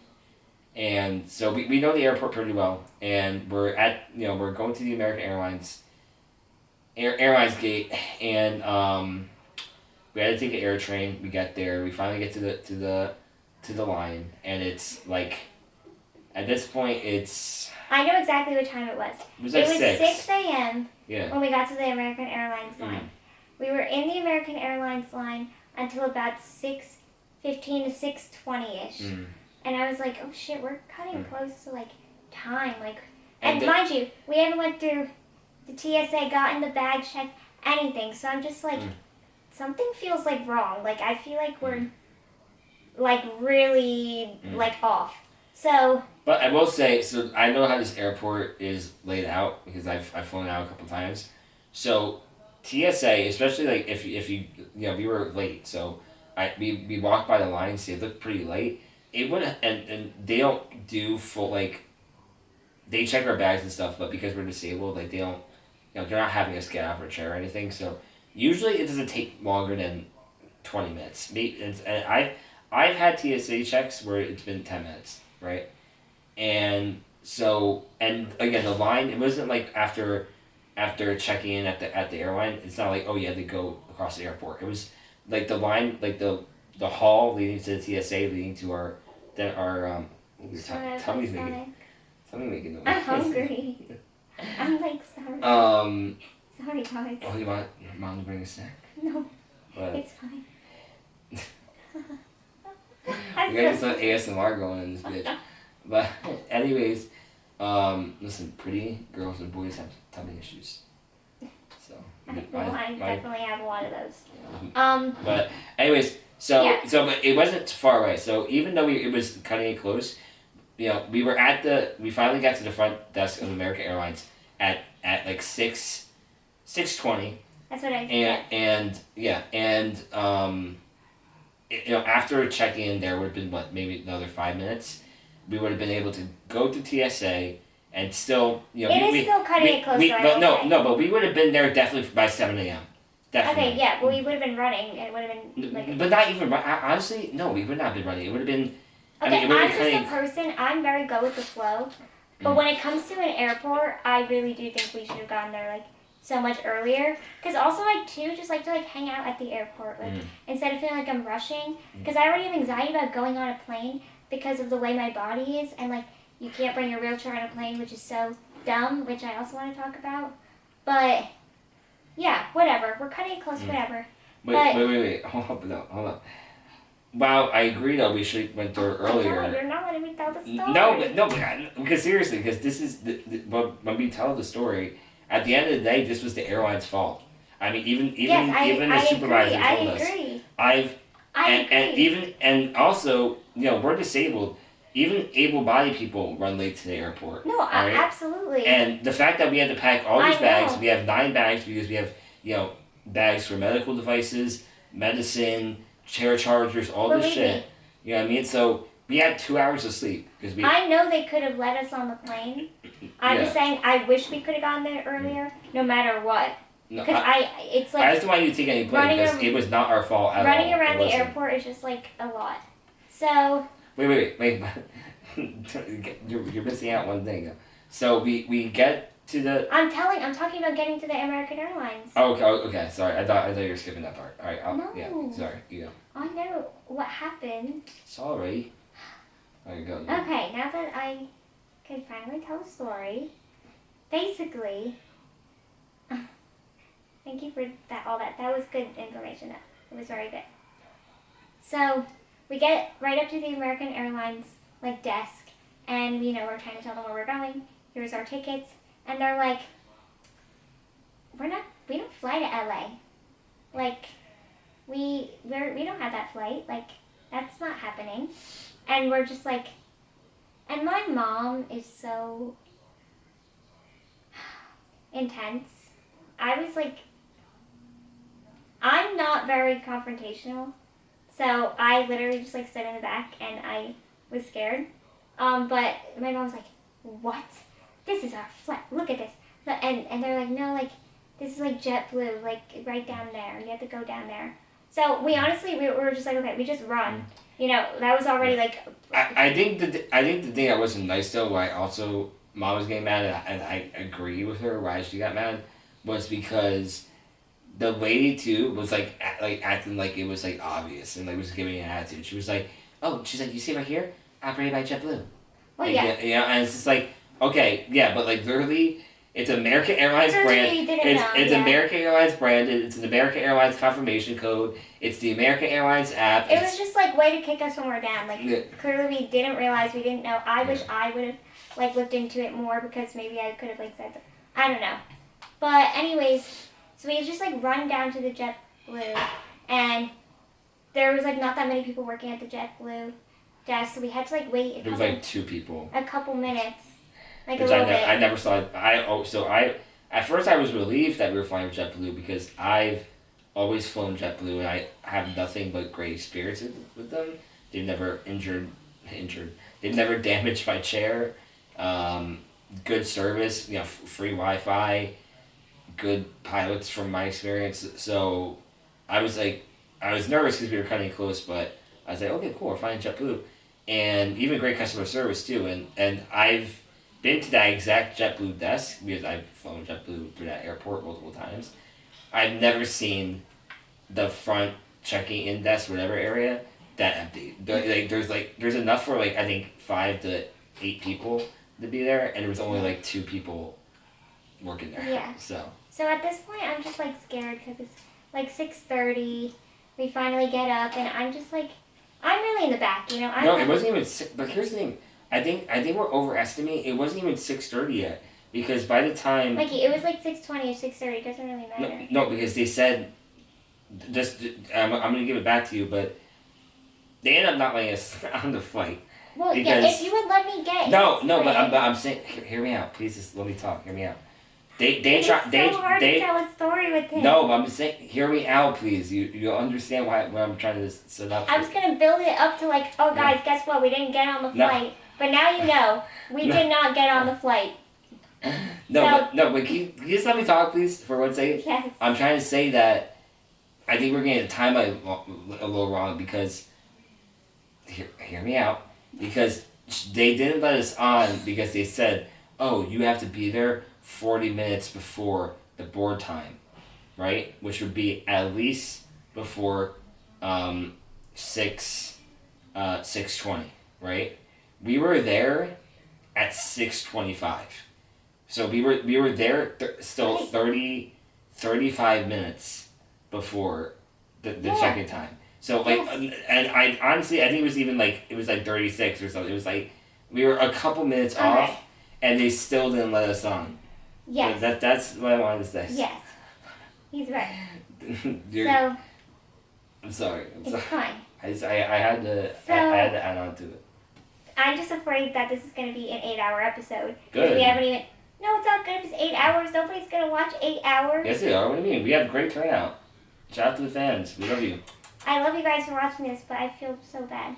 I'm so sorry if you're just what is going on? So. Listen, there's a fast forward button. Basically, we get up there. We show them everything, and they're that boarding is done. You can't get on the flight, and immediately chaos ensues. I have a lot of strong personalities around me. Clearly, you could tell. Him.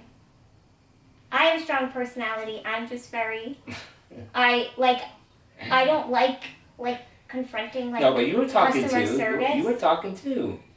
You were saying, yeah, I was talking. No, you were saying this is ridiculous. You were saying. But not to them, to myself. No, you were saying it loud. No, I wasn't. Play back the footage. I was literally saying this is so ridiculous. Guys, we had the GoPro on because we thought we were gonna film. I put up GoPro. It's actually hilarious. So I got it all on camera. The entire debacle. We stuck a camera because I don't have a holder for my GoPro. In between my legs. Yeah, it's such a weird angle. It's birth giving. It's I'm giving birth to a camera. But we were I was thinking we're gonna get around the plane. No. Because I think the camera I had 2 hours worth of footage, whatever recording time. So I was okay, we filmed the whole experience of us getting on the plane and all that stuff, and it was just literally. I got none of that actually. It was just fighting and being depressed. Meanwhile, all you hear is me having so much anxiety and saying I'm so sad. I was on the verge of tears. I thought we weren't going to go to California because my mom was freaking out so much, and then I thought we weren't even, she wanted to leave the airport. So shout out to Trianka too. Trianka was standing up. She was this is ridiculous. No, wait, I'm going to say what she said. So my caregiver, she's also very, I have a lot of strong advocating people around me. She's a great person. Who sometimes help me, bring it out a little bit. And Trianka, when when they were like, oh, you guys can't get on this plane. Oh yeah, but also we were giving them attitudes because they were giving attitudes and they were being nasty. They didn't care. They were just like the one guy was laughing and smirking. Yeah, like he was just like, well, like you guys just got here clearly, like blah blah blah blah. And we're like, no, we've been here and we really haven't had like much help, like no direction, like with accessibility, blah blah blah. And so then Shriyanka just goes, she's like, this is discrimination.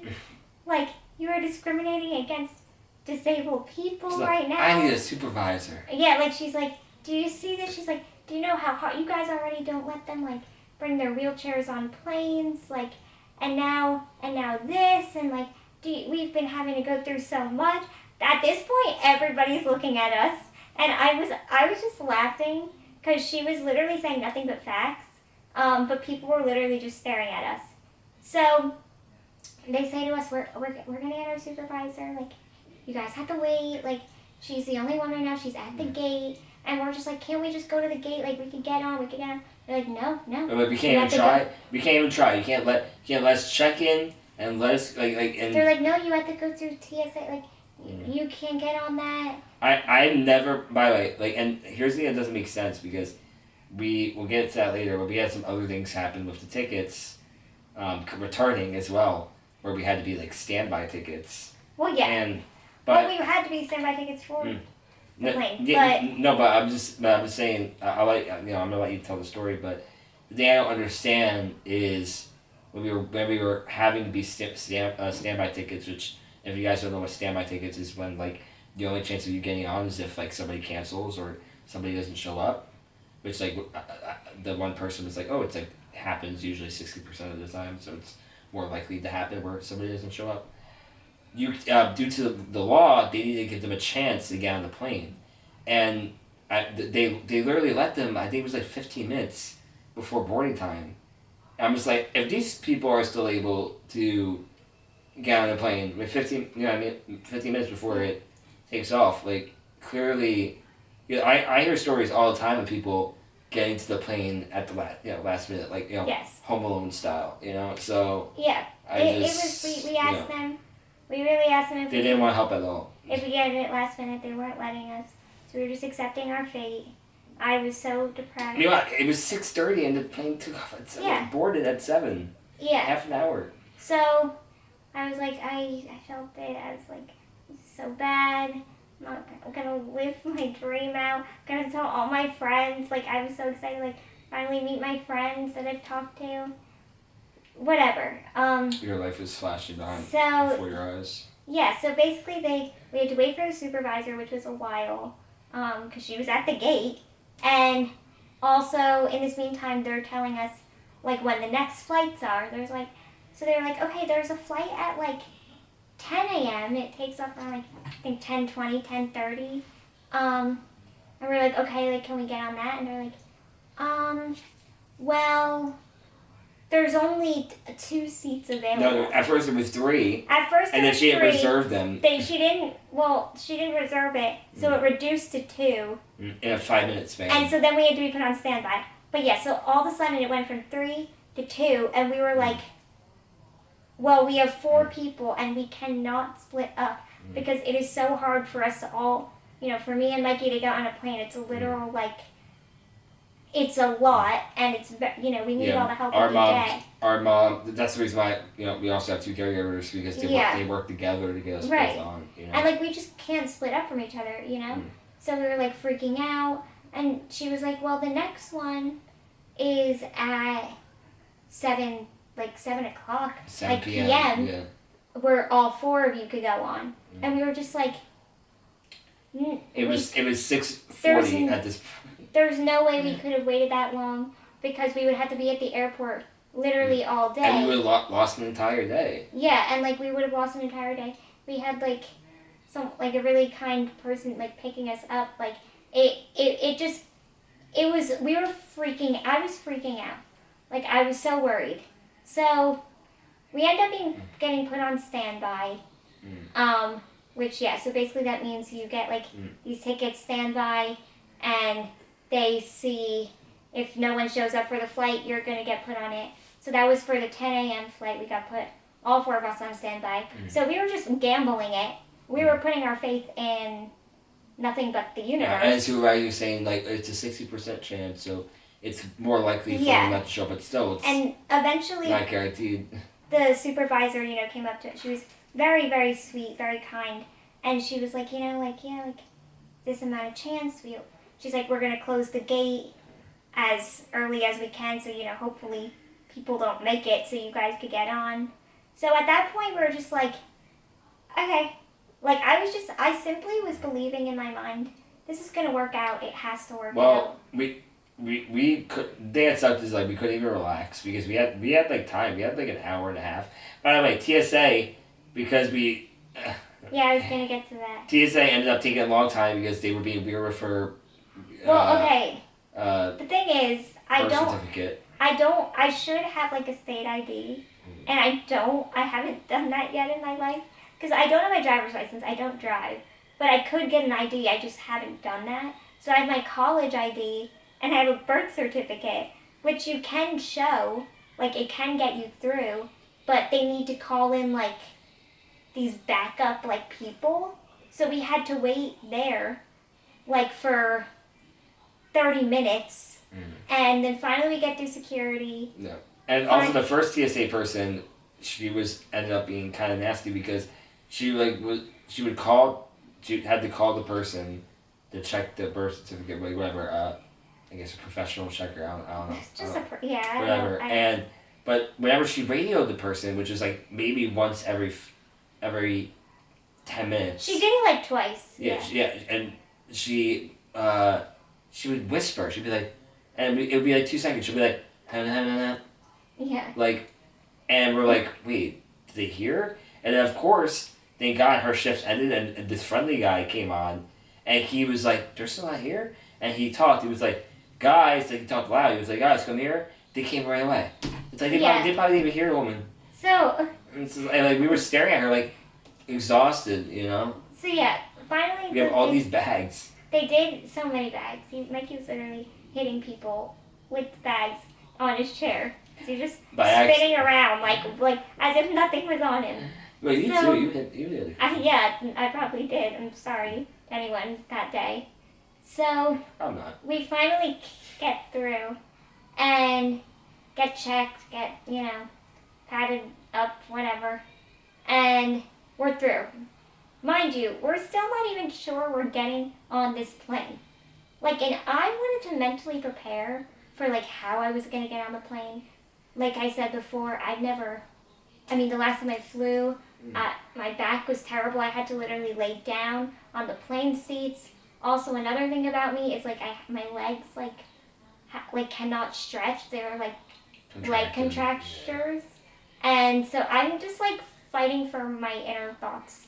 And well, also, so if you guys don't know, because you guys might not be disabled or have disabled family members, or you may have not heard, because I feel like we're pretty adamant about it now on the internet. Flying as a disabled person is a nightmare. Yeah. I think they damage like 40,000 chairs a year or something crazy. Not only with the chair damaging too, but because you can't bring your chair onto the plane, you have to use these like little sketchy aisle chairs, and like half your ass is hanging off it because it's so skinny, and the aisles are so skinny, and it's a nightmare. It's not fun. So I also want to add into this. Throughout this entire time while this is happening, just rewinding to when we were at the JetBlue desk, I see what looks like a famous person. He's extremely tall. He's literally like 6 foot something. Very tall. I'm like, that's a basketball player. And I am very observant. Like, I see everything from miles away. And I see, like, he has a suitcase that says, like, Knicks on it. Well, at first you said Lakers. Because I just guessed. I made a guess. So basically, and he looked official. They were treating him very officially. He had like his wife with him, and like they had like a baby. And I was like, oh my god, that's like a famous person. And I was like, and then I finally saw Knicks. I looked it up and I saw his face. He had a Knicks briefcase. suitcase. Yeah, ended up knowing. And he was tall. He was like, well, I think he's 7 feet, right? I mean, I don't know. He was just anything is tall to me, but he was like really tall. So that's just another like, okay, wow, basketball player on our, like in our area. But then we go to our gate to what we're hoping is going to be our flight, and there he is again. And I found out his name is. I could say his name, right? Yeah. Shout out to Obi Toppin. Obi Toppin. I found him. And Mikey ended up going up to him, like saying hello and stuff. But that's just a funny little thing. Because what I want to say is. He's 6'9". Yeah, he's extremely tall. Probably. So everything just felt like a fever dream. Like there was a basketball player, we're on standby. It's chaos. We had like a 5-minute conversation too. Yeah, he was really friendly, really cool. He was really nice. And because like sometimes you're scared that people are superficial or whatever. Yeah. And I ain't asked for it. I never like. I feel like I'm not the type of person, unless I see somebody like really like I don't know like somebody who I really like look up to. Even then, I don't know. Like I just feel like when you ask for a picture, it's a little disingenuous. So yeah, I didn't ask for a picture. I was just talking to him. I was like, hey man. Yeah. I was like, you ready for next season? You know. And he was going to LA to practice for a month, but anyways, both him and his I don't know if they're married. They are pretty sure. I mean, they're together. Yeah, him and his partner, super sweet, like really nice. They were both talking to me, being friendly and stuff. Yeah, they were on our flight, so we're just finally kind of having a little bit of a moment. We get some snacks. I drink a soda because that's literally what gets me through life, and we're just sitting there at the gate like as if it's our flight. We don't even know, and I see like there's a lot of people. I'm like, there's a lot of people. Like, how's there gonna be a spot for all of us? We're freaking out. I'm like staring down the supervisor, like just waiting for her to come over to like tell us how it's looking, and then finally, as people are like boarding, she does come up to us. She sits down and she's like, you guys are getting on the flight. And we were like, oh my god. It was like the biggest like sigh of relief. It was like I could breathe, I could live, it was like a celebration. Well, I also want to add, the other thing that sucks though is usually, this is like I guess the one benefit, I mean it's the least you could do, of flying as a disabled person, they let you get on the plane first. You get on the plane last. You get off the plane last, so it's like kind of equals out. But you get on the plane first, so which is good because then like people aren't looking at you and not staring. It's like because it's like planes are small, like they're very like personal.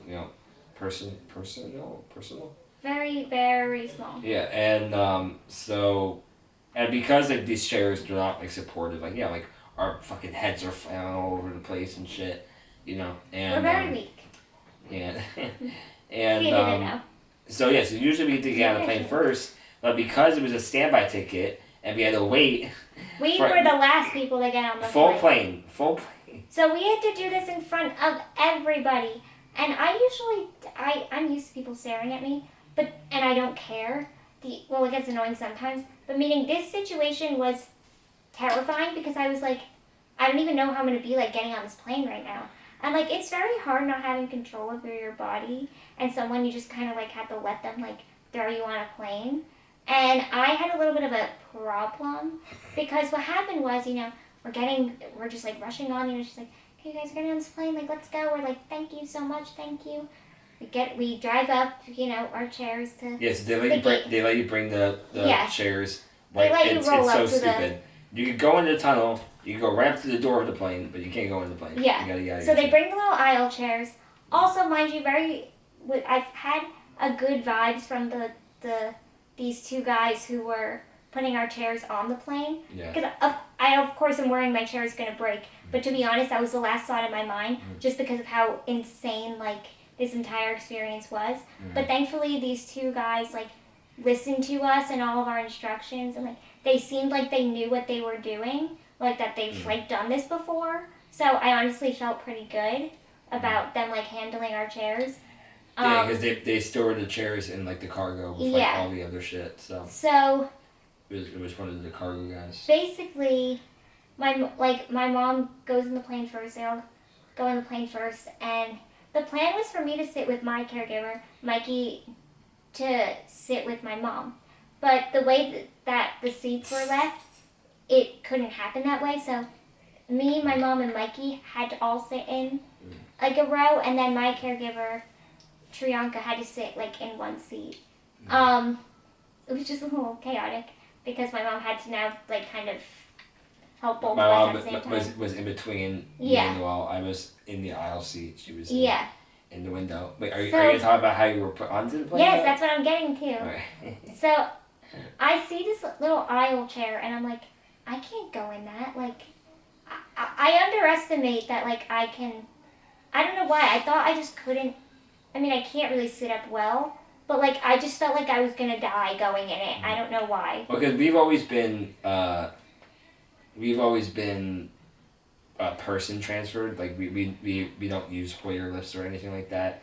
I think more so Noelle. She's not used to being in anything except for her chair or a bed. So the thought of her being in this random manual and my chair, shower chair. Yeah, well, shower chair too. But her shower chair is bougie. It's like molded to her body and shit. So. Yeah, so the thought of you were probably psyching yourself out. Being like, I was just like, I can't go in that. Like, mom just needs to like pick me up and bring me on the plane. And mind you, we were in row like 14, I think it was, or something. So. Worst decision of my life. I will say this to all my fellow disabled friends: never get carried. I mean, unless that works for you, it could work for someone. I don't know. Worst, because I am I'm small, but a plane is very small, and when you're getting carried down an entire aisle and there's people, your legs are getting caught on people. I was touching people, not purposefully, but the way that my body was, I was flailing on people. And also, my caregiver was trying to help too, but she didn't notice that she was kind of like sometimes brushing up against me and hitting me. So I was screaming. I was screaming. Noelle was screaming. So Noelle got lifted into the plane first. So I was waiting. I was waiting in the tunnel, and all I hear. I'll never live it down. All I hear is, ah, no, ah. No, I did not sound like that. My legs. Yes. Ah, yeah, no. Ah, oh my god, my legs. And guys, I'm a very I don't like drawing attention to me. Well, I mean, I guess it depends on the moment. She was screaming. But I usually don't I do not like people but I couldn't help it. Like if something's going on, I literally, and I have fears. Like you were never in pain though. I have fears of my body getting hurt because it's happened before. And you'll know that especially if you're disabled. Sometimes people don't listen to you and you do get hurt. So I just had this fear. So can you clarify that you were never? I was never hurt. Surprisingly, I was never hurt. Maybe it was just screaming. Maybe that. Well, that I think the screaming also helps me. I don't know. Well, I wasn't screaming on the top of my lungs. Hey, what does it help? Except I was just everyone. I was just ah. It's a defense mechanism. I can't help it. It just comes out. I'm teasing. And I'm so embarrassed. People on that plane were probably is this bitch okay? On top of the fact being carried on a plane, I'm screaming. And guess who was front row of the basketball player. Obi Toppin. So he's probably, I didn't even get to look at anyone's faces, and thank God, because I know people thought that there was something very wrong, and it was I don't even care though. You know what? It's fine. Whatever. I had my moment, but then I had to sit at the window seat. Which also, the window seat was good for me because I could lean against the wall. But my mom had to, lay me. That's another thing why you shouldn't be carried right on. Because she had to, lay me on the seats and, scoot me over to the window. It was... It seems like it was pretty traumatic. Well, I left my mark, that's for sure. And I... Wait, just to add some more comedic and also some more, so you guys get a better visual in your head. So all I hear... You said this. No, but because we were row 14 or something, so we were towards the middle. We were right next to the wing, right? But all I hear is, so at first she wasn't screaming. She was just like, "Be careful, Mom, be careful." And I could see. I'm looking through the door of the plane, so I could see. I could see like just the door, and I can see like the start of the first row, but then that's it. I can't see past that. Cannot see past the first row.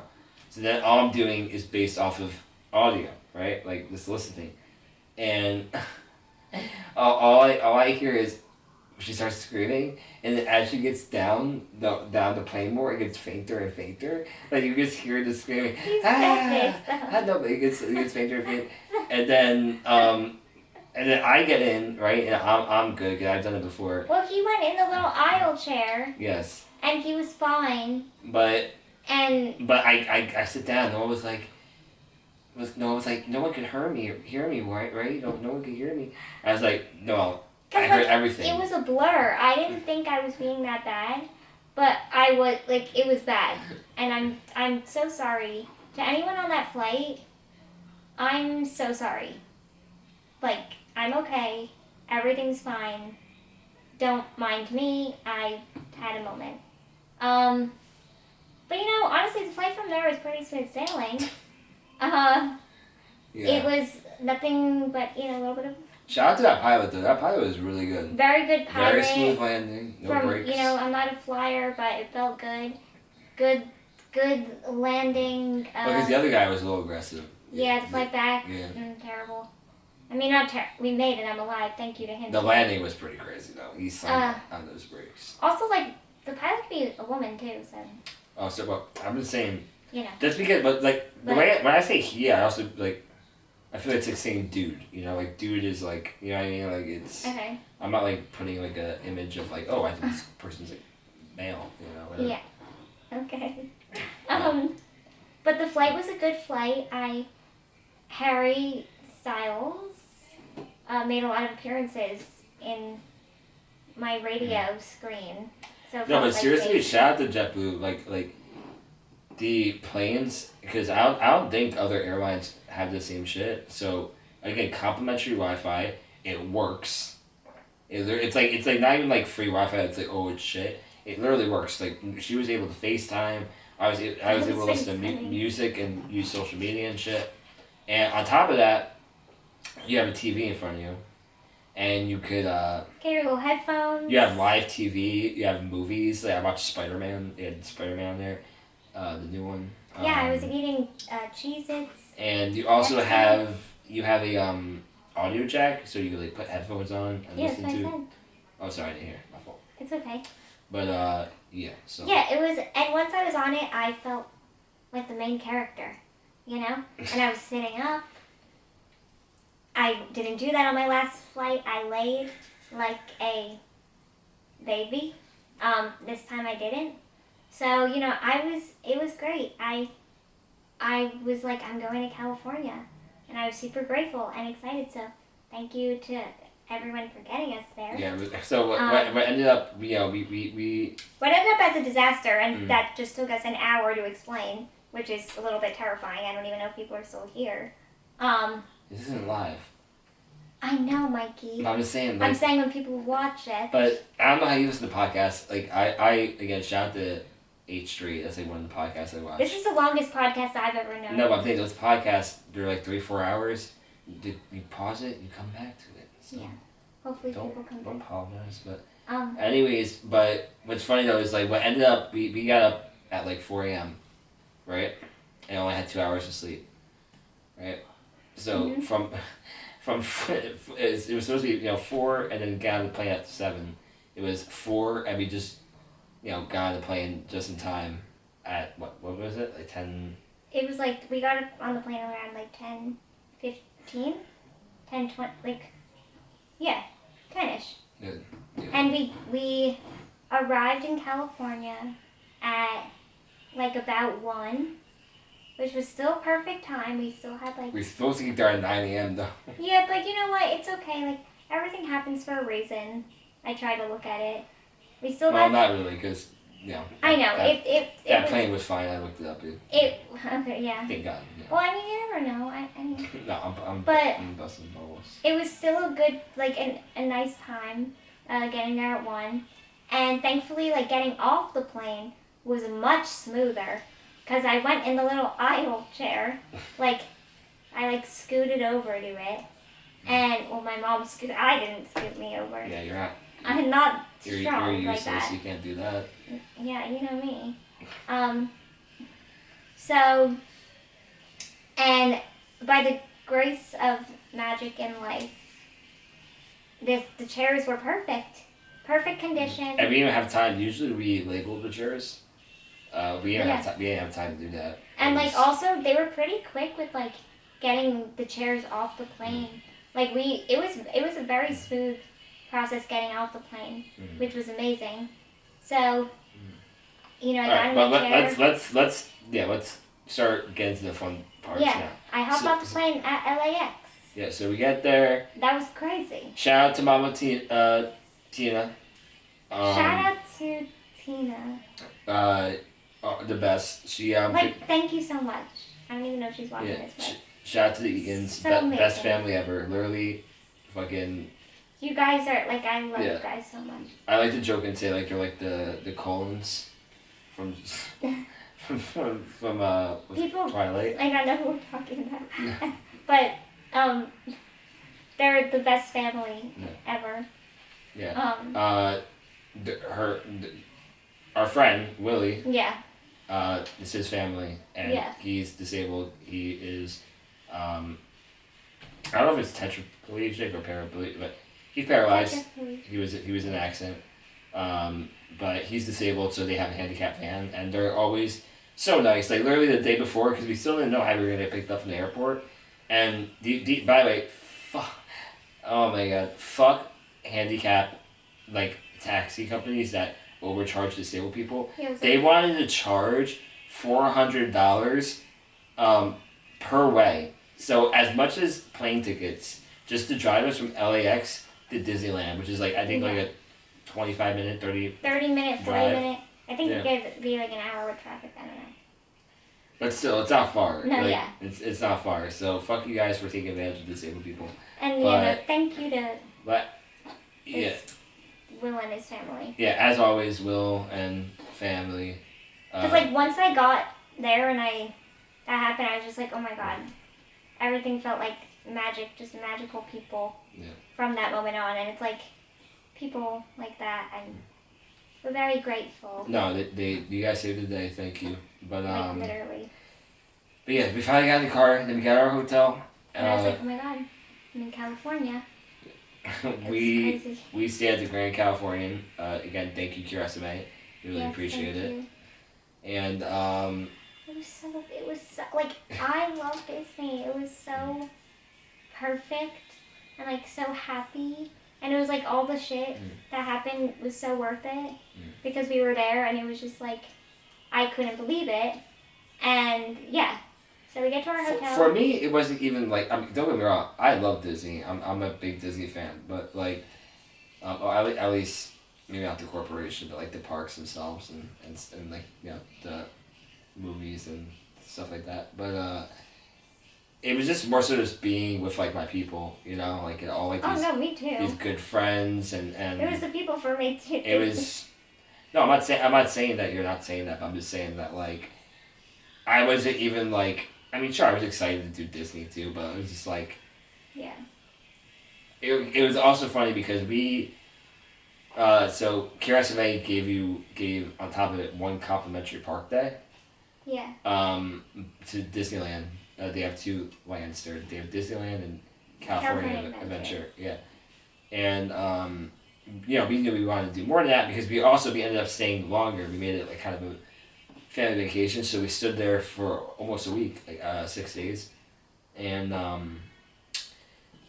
so we were okay, we know we want to do the park more, so we ended up buying 3 more park days. So altogether we had 4 park days, and we thought that we were gonna have to have all these things planned because we didn't know how it was gonna be.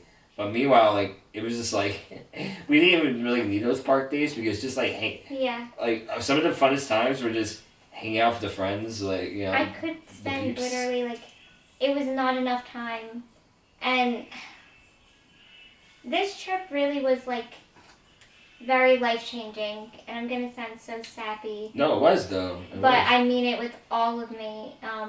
Every single person, if you're watching this, like I don't really even know how to explain it. We love you.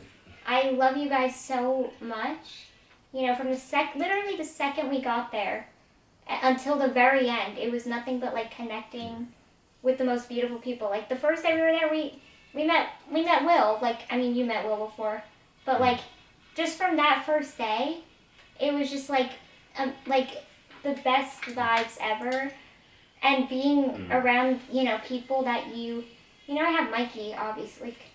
Yeah. But being around people that you connect with, and it's very unspoken, and it's also people you admire for a long time. Like all these people that I met, I have loved from, you know. But then also meeting my phone. But then also meeting the unexpected people that you never thought, you know. I know.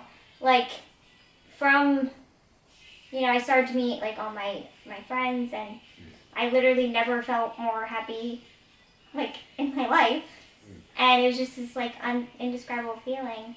And then, you know, meeting people from all different walks of life, different ages too, was backgrounds, incredible. Parts of the world. And I never felt so like at peace in a place, and also like very much just like amazing, fun, adventurous, like good time. It was good. Yeah, it was good vibes 24/7, and it was definitely no. I agree. The most not actually being extra. I'm going through a hard time right now, especially like with like this college. I'll get into that later. This is gonna be a long episode. But I gotta say. Whatever. But I'm hungry. I'm dealing with some issues with college, with transitioning over there, and they're kind of giving me a hard time because I'm the first ever disabled person that's staying there, like on campus, like dorming. So, yeah, it's definitely been a rough time for me recently, and I'm just so grateful that if I was to be going through a hard time, it happened when I had this to look forward to. Yeah. And it like also makes you realize how, I don't know, going on a trip like this, like, you know, I'm a happy person, like, but it makes you realize like just how much more there is out there that you don't even like know about, you know? Yeah, I always people please travel, please. Like, even if you think you won't like it, the world's so big. Yeah. Like, and like even if like you like grew up being the outcast in like your town, and like, you know, whatever, nobody likes you in your town or whatever, you just don't get along, or you just don't have the best like sociable experiences. You never, like, the world's so big. It's like you realize that like, damn, these people, like, and then you kind of feel bad. Like I know, not to throw shade at people, but I know people who are like kind of like peak of high school, or not even like peak of high school, but like they just like, you know, they're popular and shit, but like just in the town, you know what I mean? And it's like, all, you know, they, even now, like I'm 23, like, you know, but they still like, they hang out around the bars, and like, you know, they stay with the same clique, and I'm just like, you know, meanwhile it's like, the world is so, like, even if you like go like, you know, drive an hour away, like to like a different state or whatever, it's just like, the world's so big and there's so many good people out there, you know. I think also for me too, you know, I've always been in New Jersey my whole life. Like, I go to New York sometimes. I've lived in New York for a little bit. But, you know, being in New Jersey, this is where I live, I go to school, everything. I have, like, I love, you know, my school so much. I love my friends I've made here so much. But I think, you know, it's very, you have to let yourself, like, experience new places. And also let yourself be, you know, prove it. Like, sometimes you think you know all the people, like, and you know all, like, or you're like, oh, this is like kind of, I spin my wings and I learn how to fly. Yeah, like you just, or like things like you gotta like, kind of, because at first, you know, I was like, I literally didn't even think we were going to make it to California. I'm not even kidding. And then we did, and it was just like, I don't know. It was just very life-changing and all the ways. And this was our first... all the friends. Conference in, again, 18 years. I mean, you were like 2 and I was like 5. And another thing I want to point out that was also like crazy, like really cool for me is I've been saying this to like everybody, but like I have like, I feel like anxiety, like kind of, no matter, like I'm not always anxious every second of the day, but usually every place I go. You kind of are anxious. No, I'm not. Stop. You're like a chihuahua. No, I'm not. Shut up. Shaking. That's literally not true. I'm very good with the flow and. Cut back the footage of you. I mean, it's hard because I'm a very like laid back person, but I have a lot of feelings, anxiety for other reasons. Anyways, that could take years, but I notice sometimes everywhere I go, like I might feel a little bit anxious in new places, but when I was there, like I felt nothing but like inner peace, and like I don't even care if I sound cheesy, but I felt such like peace within. No, well, can I say something? I mean, I was definitely teasing you a little bit, but we talked about this. I talked about this too. Our family does have anxiety and a history of mental health issues, and I could tell. I mean, because I grew up with you. You're my sister. We're close. I could tell when you're a certain way, and yeah, you were the most chill I've ever seen. Well, it's not chill. I'm a chill person. No. I think you mean I was just like. No. Yeah, I'm not saying you're not a chill person. Yeah, I just didn't feel. But I'm saying you weren't like you are. You have to acknowledge you are a bit of a worrier. Yeah. You know, and I mean, which could be a good thing because you don't want to like, you know, you want to be cautious of everyone's feelings and environment stuff, but like sometimes you're like overly, you know, where you're like you're an over analyzer, and you weren't over. You were just like no. You were just vibing. And because it was also just such a like I don't know the people there are just like you just feel a lot of love, and like you know I think also all of us being like disabled, it's just kind of we're all very reassuring of each other and the help we need, and the you know I got to meet people's like friends, like my friends' friends and caregivers, and like it's nothing but just very peaceful. Like you don't have to worry. Oh, am I like asking for too much, or like oh, and do I look a certain way right now, like or oh, does this person think this about me, or like you know what I mean? It's just I felt so much peace and happiness and love and fun. But to wrap it up, at least the estimate part. So we did. I made a video of like a little like 3-minute TikTok compilation. So check that out. That's on my Instagram and hers. Yes. You know, as always in the description. But I think I do have enough footage to actually make like a full like a vlog. So I think I might do that as well. Because I know you want to, but we can't talk about everything. It's gonna take hours. No, we can't. But just to give you guys a picture though, like it was just so much fun. I was partying. I was drinking. I was drunk every day. It was. But I had to keep him in check. No, I was good. That was good. No, like, and every night we all would like our group would go to this like tiki bar, like fire pit, and it was just so nice. And just to give you guys more like, because I you know it's not only situations like this, like I feel like this happens in all social groups, or it could happen, but like it was like the type of vibe where like you hang out and you drink and you party and you talk until like 2, 3, 4 a.m. and then you still get up early because you're on vacation. You don't want to.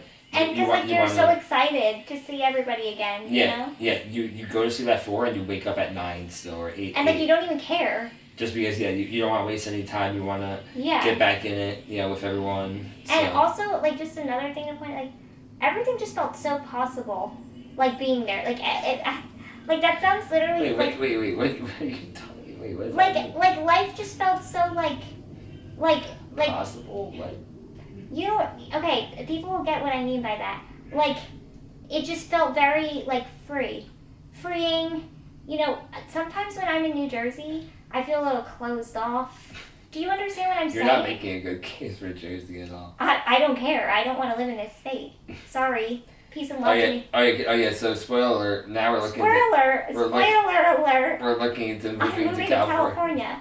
And I know, like, people are gonna be like, she's romanticizing California because she was in Disney and she was with all her friends and she was on vacation. It's not even for. But it's not even just. It's the people. A lot of our friends live there. It's the people, and a lot of my disabled friends, like, they have resources, and they're doing, like, they're living life, and I want to live my life like the way they are. And California has better medical services than with Jersey. Caregiving and also getting around, even maybe. And like, also, I like. Don't get me wrong, I like experiencing all 4 seasons, but at the same time, the weather's there's a reason why a lot of people with not only SMA but any like immunocompromised disability, they live in hot areas because winters are harsh on us, because like everyone gets sick during winter, but it affects us more.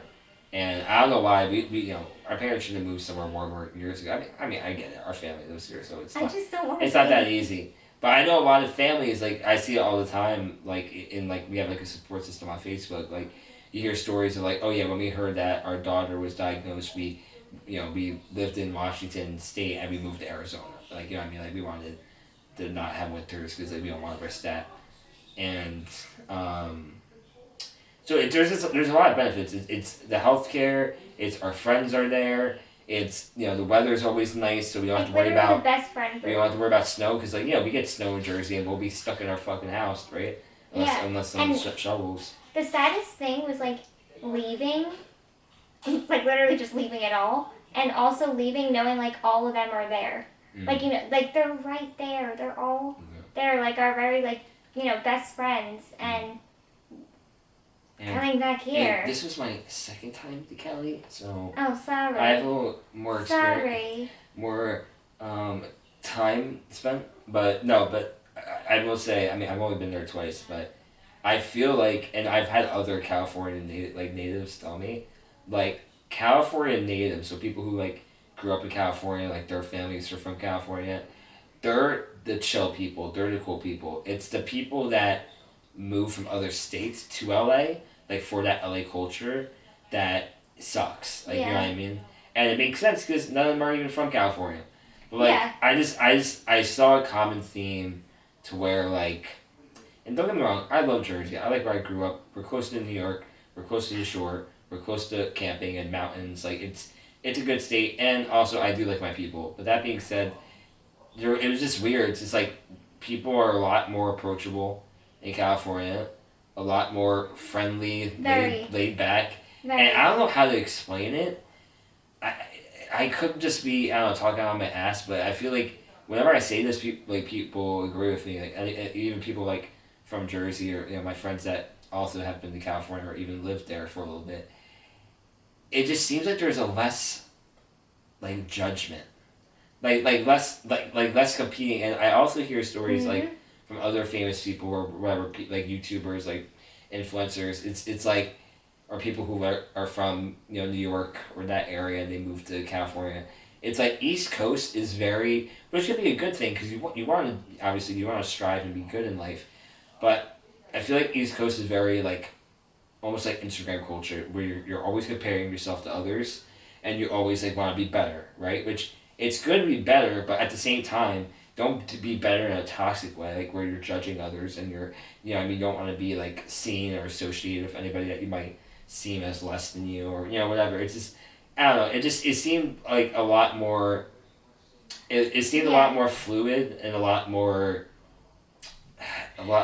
progressive in California. Yeah, like the vibes I got were just like people. Like, see, I love talking to people. Like, I love talking to people, and they're like people. I don't know. I felt like people were always down to start conversations. Sometimes even strangers, like. My neck. And are you okay? I'm just trying to crack it. And that's what was so nice. And then obviously I've had built all these friendships like online, and then when you get to have those in person, you're like, oh my god, like I cannot, like this is just it's perfect. Like why am I not here? So it was just the most beautiful trip I've ever had. California, you are my favorite place I've ever been to. And yeah, some of my favorite people are there, so. Yeah, it was amazing. It was so, Shout out to all of our Yeah, shout out to, alright, we'll say, again, we're going to be missing out a lot of people because almost 3,000 people were at the conference, and we practically almost talked to everyone. And everybody was great. But shout out to Jenna, Tanya Vega, my favorite couple, Ashley, Mama J, Karen. Wait, who? Karen. Yeah. In our friend group. And Angie. Natalie. Kyle. Yes, Kyle. Ryan. Ryan. Will. Yes. Peyton. Yes. Ian. Right. If we're forgetting people, it's gonna be so bad. Hold up. Wait. Give me a second. Why are we trying to name this? Tanya. And Morton and her family and her beautiful baby. The funny thing is, like, I really was drunk a lot of the time, so, like, Carly. Also, we said Will and his family. Will, Will, Shaylee, the second Will, and the family. Mama Tina. Yes. No, it's important though. Abby. And her sister. Abby and Carly. Yes. Carly. And her Carly. beautiful kid and her husband. Carly and Jared. And Saucin. Lexi. And her family. Are they married? Yeah. Husband. Yes. So beautiful. So many people. We're forgetting a lot. We really are. So forgive us. But forgive so many people.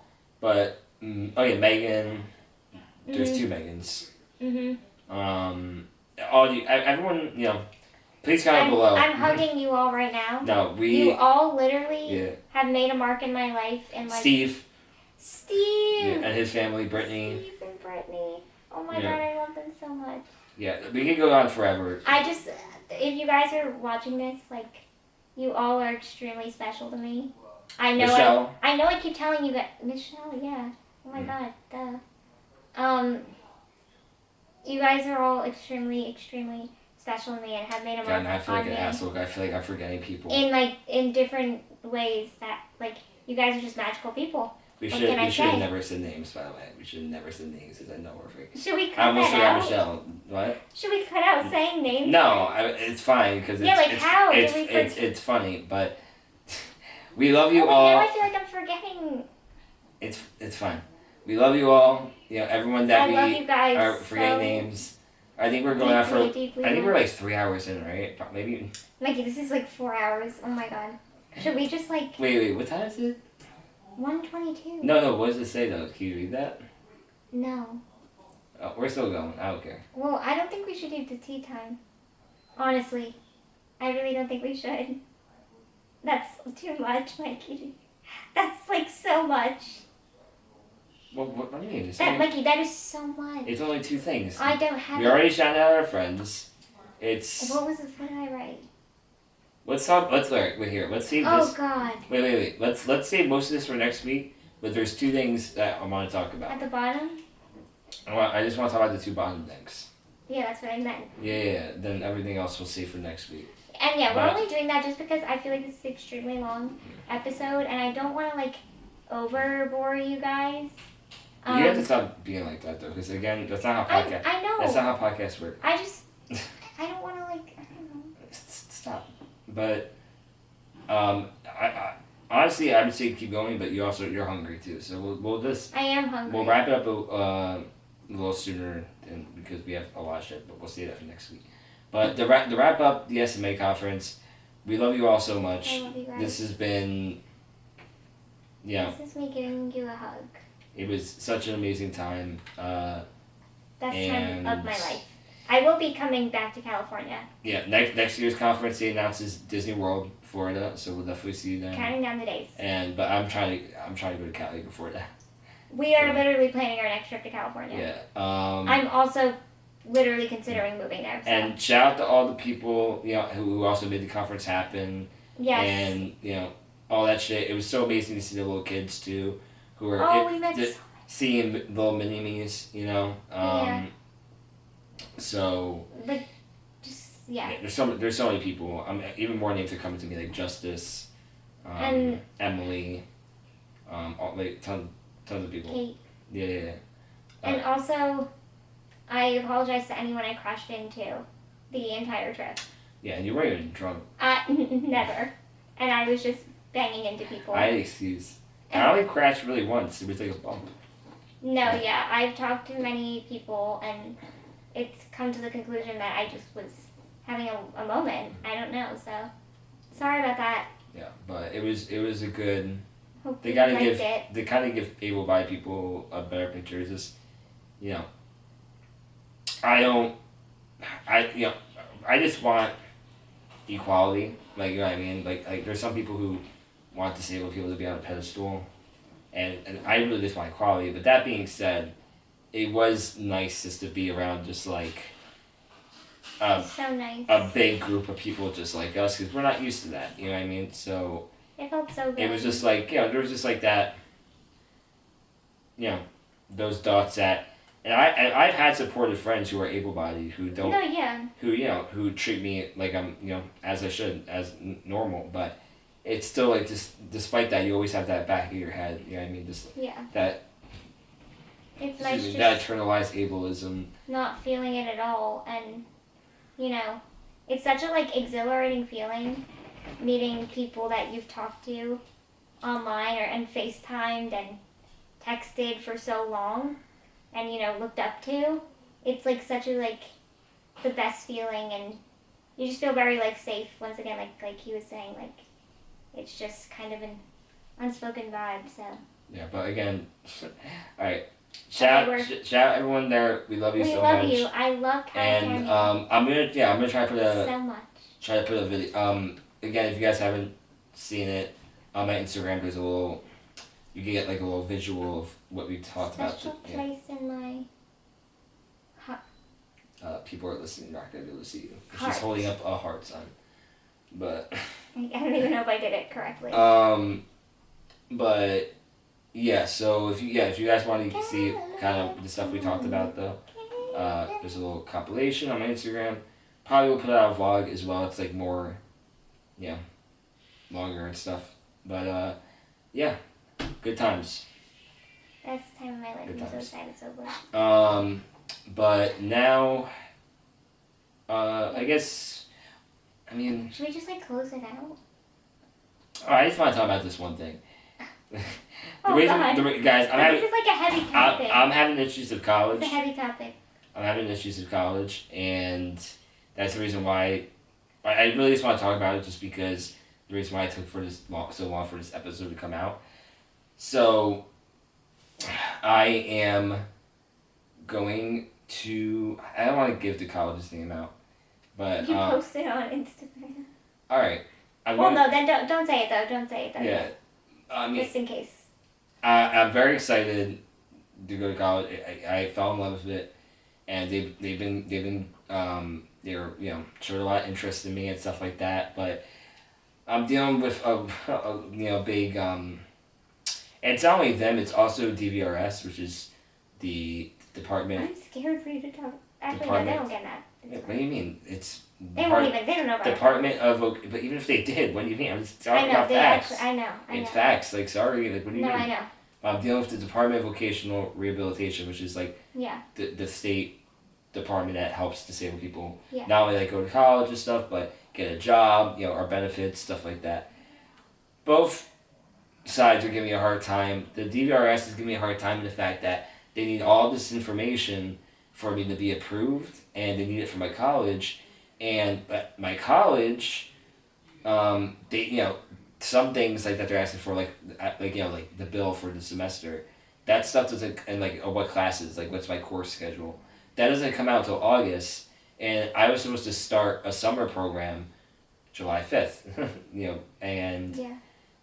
that was because I'm 23 and I'm just now going back to school, and they had this program for people who haven't been to school in a while, to kind of ease them back into it. You take 2 classes, and you can actually get credit for the classes too, and it's smart. They ease you back into it, and it's a 5-week program. It's July 5th into August 5th, and there's also like another class where they like teach you like your resources and how colleges work and all that shit. So I was supposed to start that, and DVRS, they were giving me a hard time.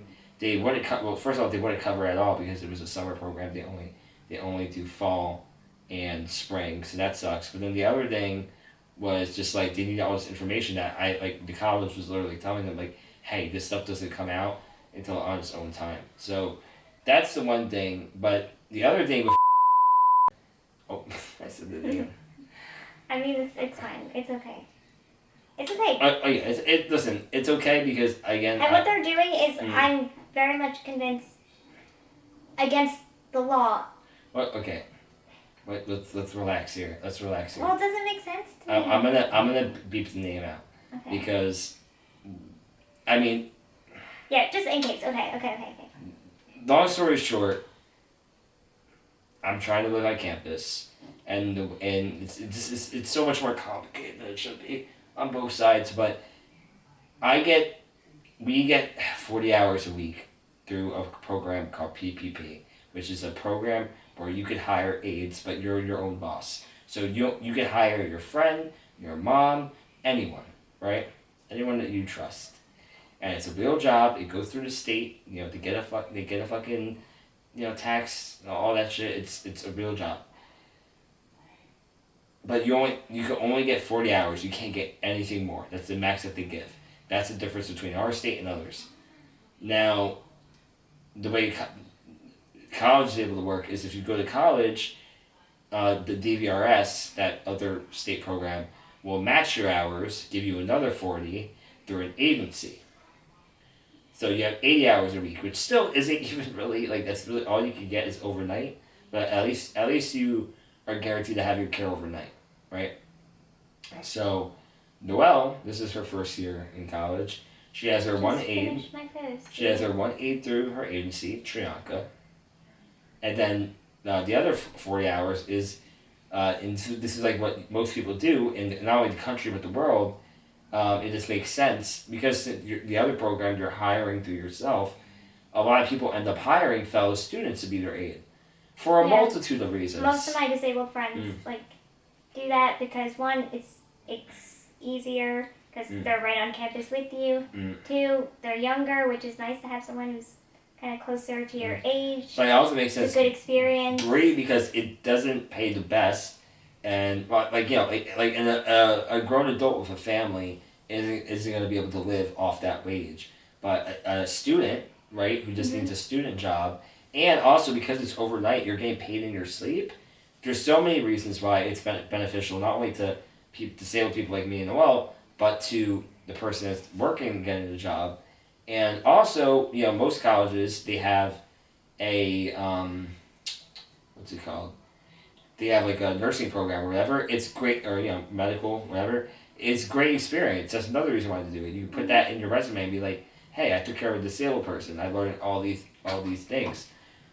So long story short, the college, and if you guys end up doing like some deep diving, and cause I'm gonna bleep out the college name, and you guys I love the college. Don't get me wrong. I just think unfortunately they're not educated on this stuff because I am the first disabled person to be living there here, because they might try to misword like say, I'm the first disabled person like me that's staying there overnight, because when I mentioned that, hey, I'm gonna want to hire aides overnight, they looked at me with like a crazy face, like, what are you talking about? I think it's like most places we go, there's usually a lot of like, oh, you want to do that? And colleges are, it's should be the last place that's like, because it's, when you're in college, it's actually kind of great because you don't have to have an IUP and you or whatever, a 504. But still, they can give you a hard time if they're just not experienced. At the end of the day, it's me and the law and anybody else that's disabled. It's our right to have this care, right? And to hire whoever we want. Especially state college, which I am going to a state college, and it's just no. So it's in our right, and I think I'm not too worried because so long story short, they said they've been great with everything else. They gave me my accessible dorm. They gave me like a roll-in shower, no roommate because I'll be having AIDS. That doesn't make sense to have a roommate. So they've been great at everything else, but they're like, oh yeah, but sorry, we're not gonna let you hire fellow students, which again is technically none of their business. So like they can't say no to that because the PPP goes through completely. It has nothing to do with the college, It literally is. It has nothing to do. I mean, it's a state job. Yeah, it has nothing to do with the college, and it's something a student is accepting. It's like it's a job. It's not. It gets me very angry because going through this process gets me angry because we shouldn't have to fight this much to just live. It's very hard. But me going through the college process, like I'm now going into my sophomore year. Like, it was hard, but the hard part about it wasn't getting my college to at least help me. Like, I told them what I needed, and they were very, as accommodating as they could be,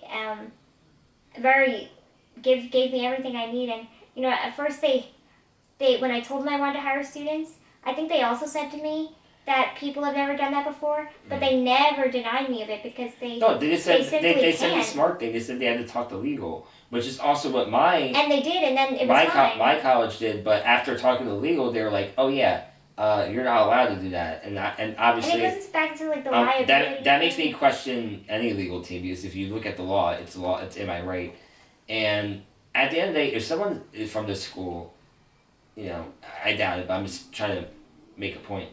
If someone from the school I'm going to is watching this, I just want to go to school. Like, and this is what I tell them, like, transitioning to college is a hard thing for anybody to do. And even, like, able-bodied or not. It's a lot. You're transitioning from, one thing to another. You're becoming an adult. It's scary. You're being thrown out into the world. All this paperwork, FAFSA, financially, it's nuts.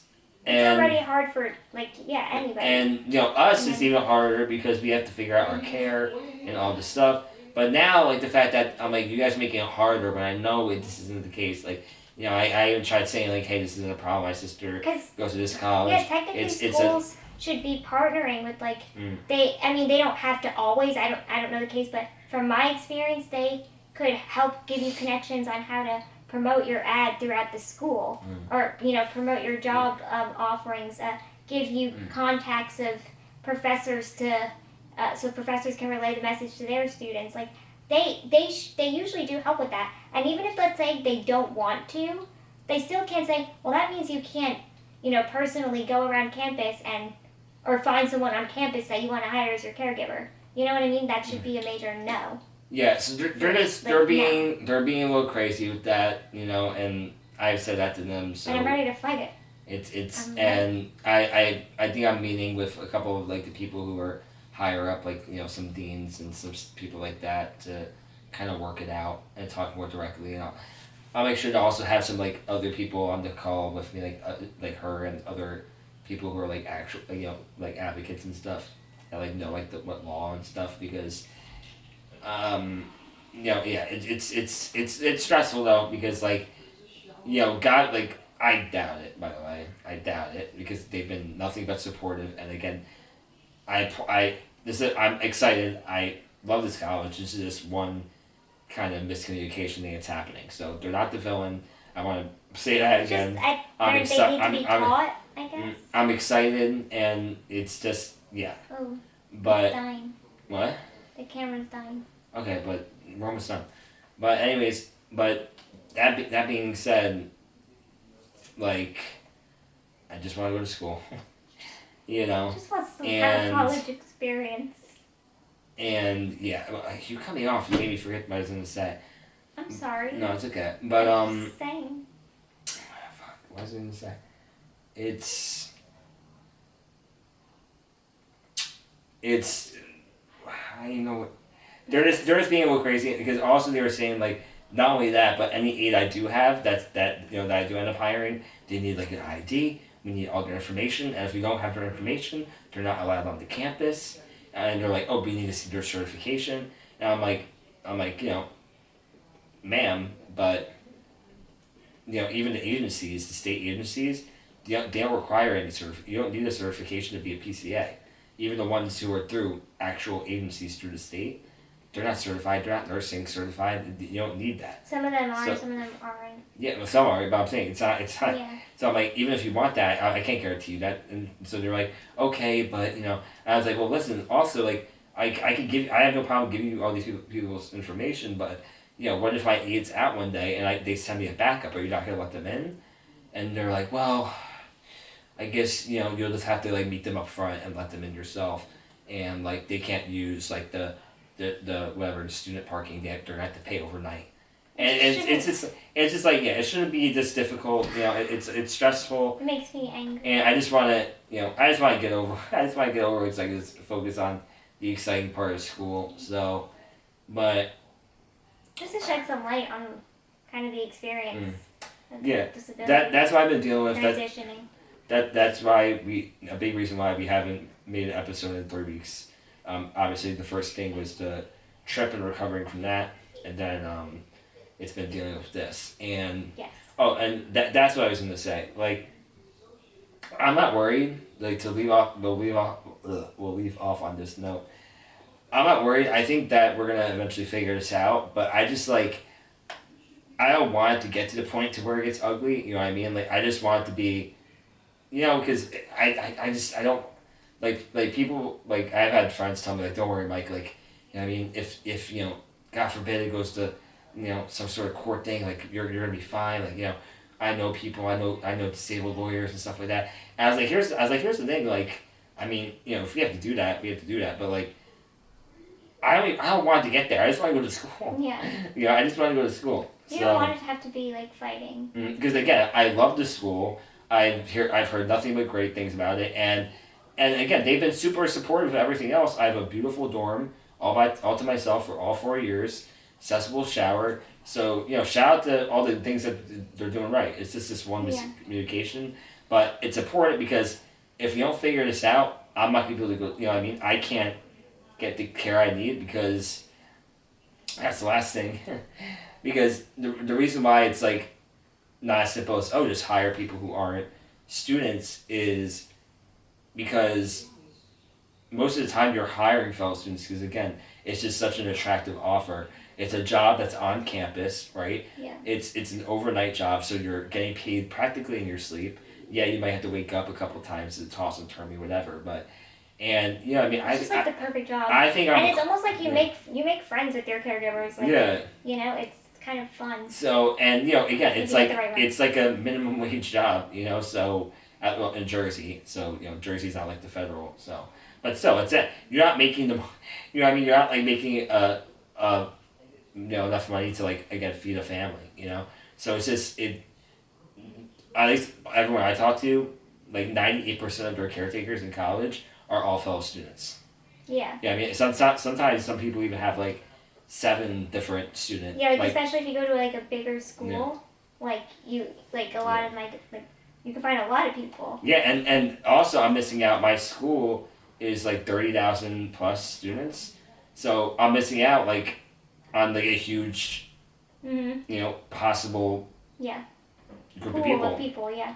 So, but that's it. Listen, we have to end it before the Before the game. God, I can't believe we went on This for is so literally- long. But that's fine. Again, that's listen. She doesn't understand it. She doesn't watch podcasts like me. I don't. I really don't. So There's podcasts that go on and for like a lot 5 of hours, like 6 podcasts hours. that I watch, like they're only an hour long, and I love listening to people talk. I just have a fear that people are not gonna be totally like into this, which is fine because we're still having fun. How could people not be interested? And I hope that we like articulated our thought, because it was all over the place, to be honest. I was kind of in a blur. I hope we Listen, articulated we talked for, something. I think, if not for... Honestly, I wish we did talk about like California a little more and like the moments, but it's okay. We spent it's fine. Listen, there's always next week. There's always next week. And if there's like please. you please, see, look, that's how you know we're not in California comment. because she's overanalyzing everything. Please shut up. Please comment what you want us to talk about. If there's anything you want us to talk about California, like things we did in California, like the vibes. Well, we talked about the vibes, but like things in Disney. I don't know, like because there's a lot of funny shit that happened in California, but that's other stories we could tell one day. Well, yeah, keep an eye out for the vlog because I think I can make a vlog. A lot out of fun little rides.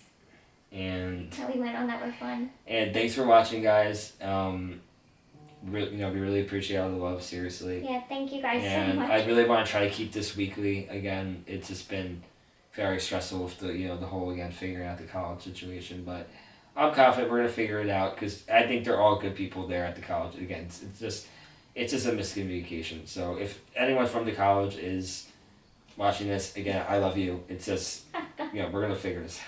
We got this. I'm ready to advocate. But yeah, thank you guys for sticking around for this one. And sending major love to you all. And we're very grateful that you're even here. Okay. Okay. All right, but the recap again. Happy Pride, guys. I hope you had a happy. I didn't know you were doing a recap. Sorry. You're crazy. You gotta relax. She's like overanalyzing everything this episode. No, you have to. All right. Anyways, happy Pride again. Happy Disability Pride. Happy Pride. Happy Disability. Again, all the links to all the things we talked about, ways to support all the things we talked about will be in the description, as well as our socials and our contact information. And as always, if we forgot anything, if we left something out, if we miseducated, explained or miscovered. Please correct us. If we miscovered something, just please correct us. Let us know in the comments, and we will definitely see you next week. Yeah. I would say happy July 4th, but it's really not a happy time right now. So just have a happy day. Yeah. Be safe. And be safe. Be you. Be kind. Yes. All right. Love you guys. I love you guys. Thanks for watching. And see you next time. Bye. That was 8 hours. I can't. Why is it 8 hours?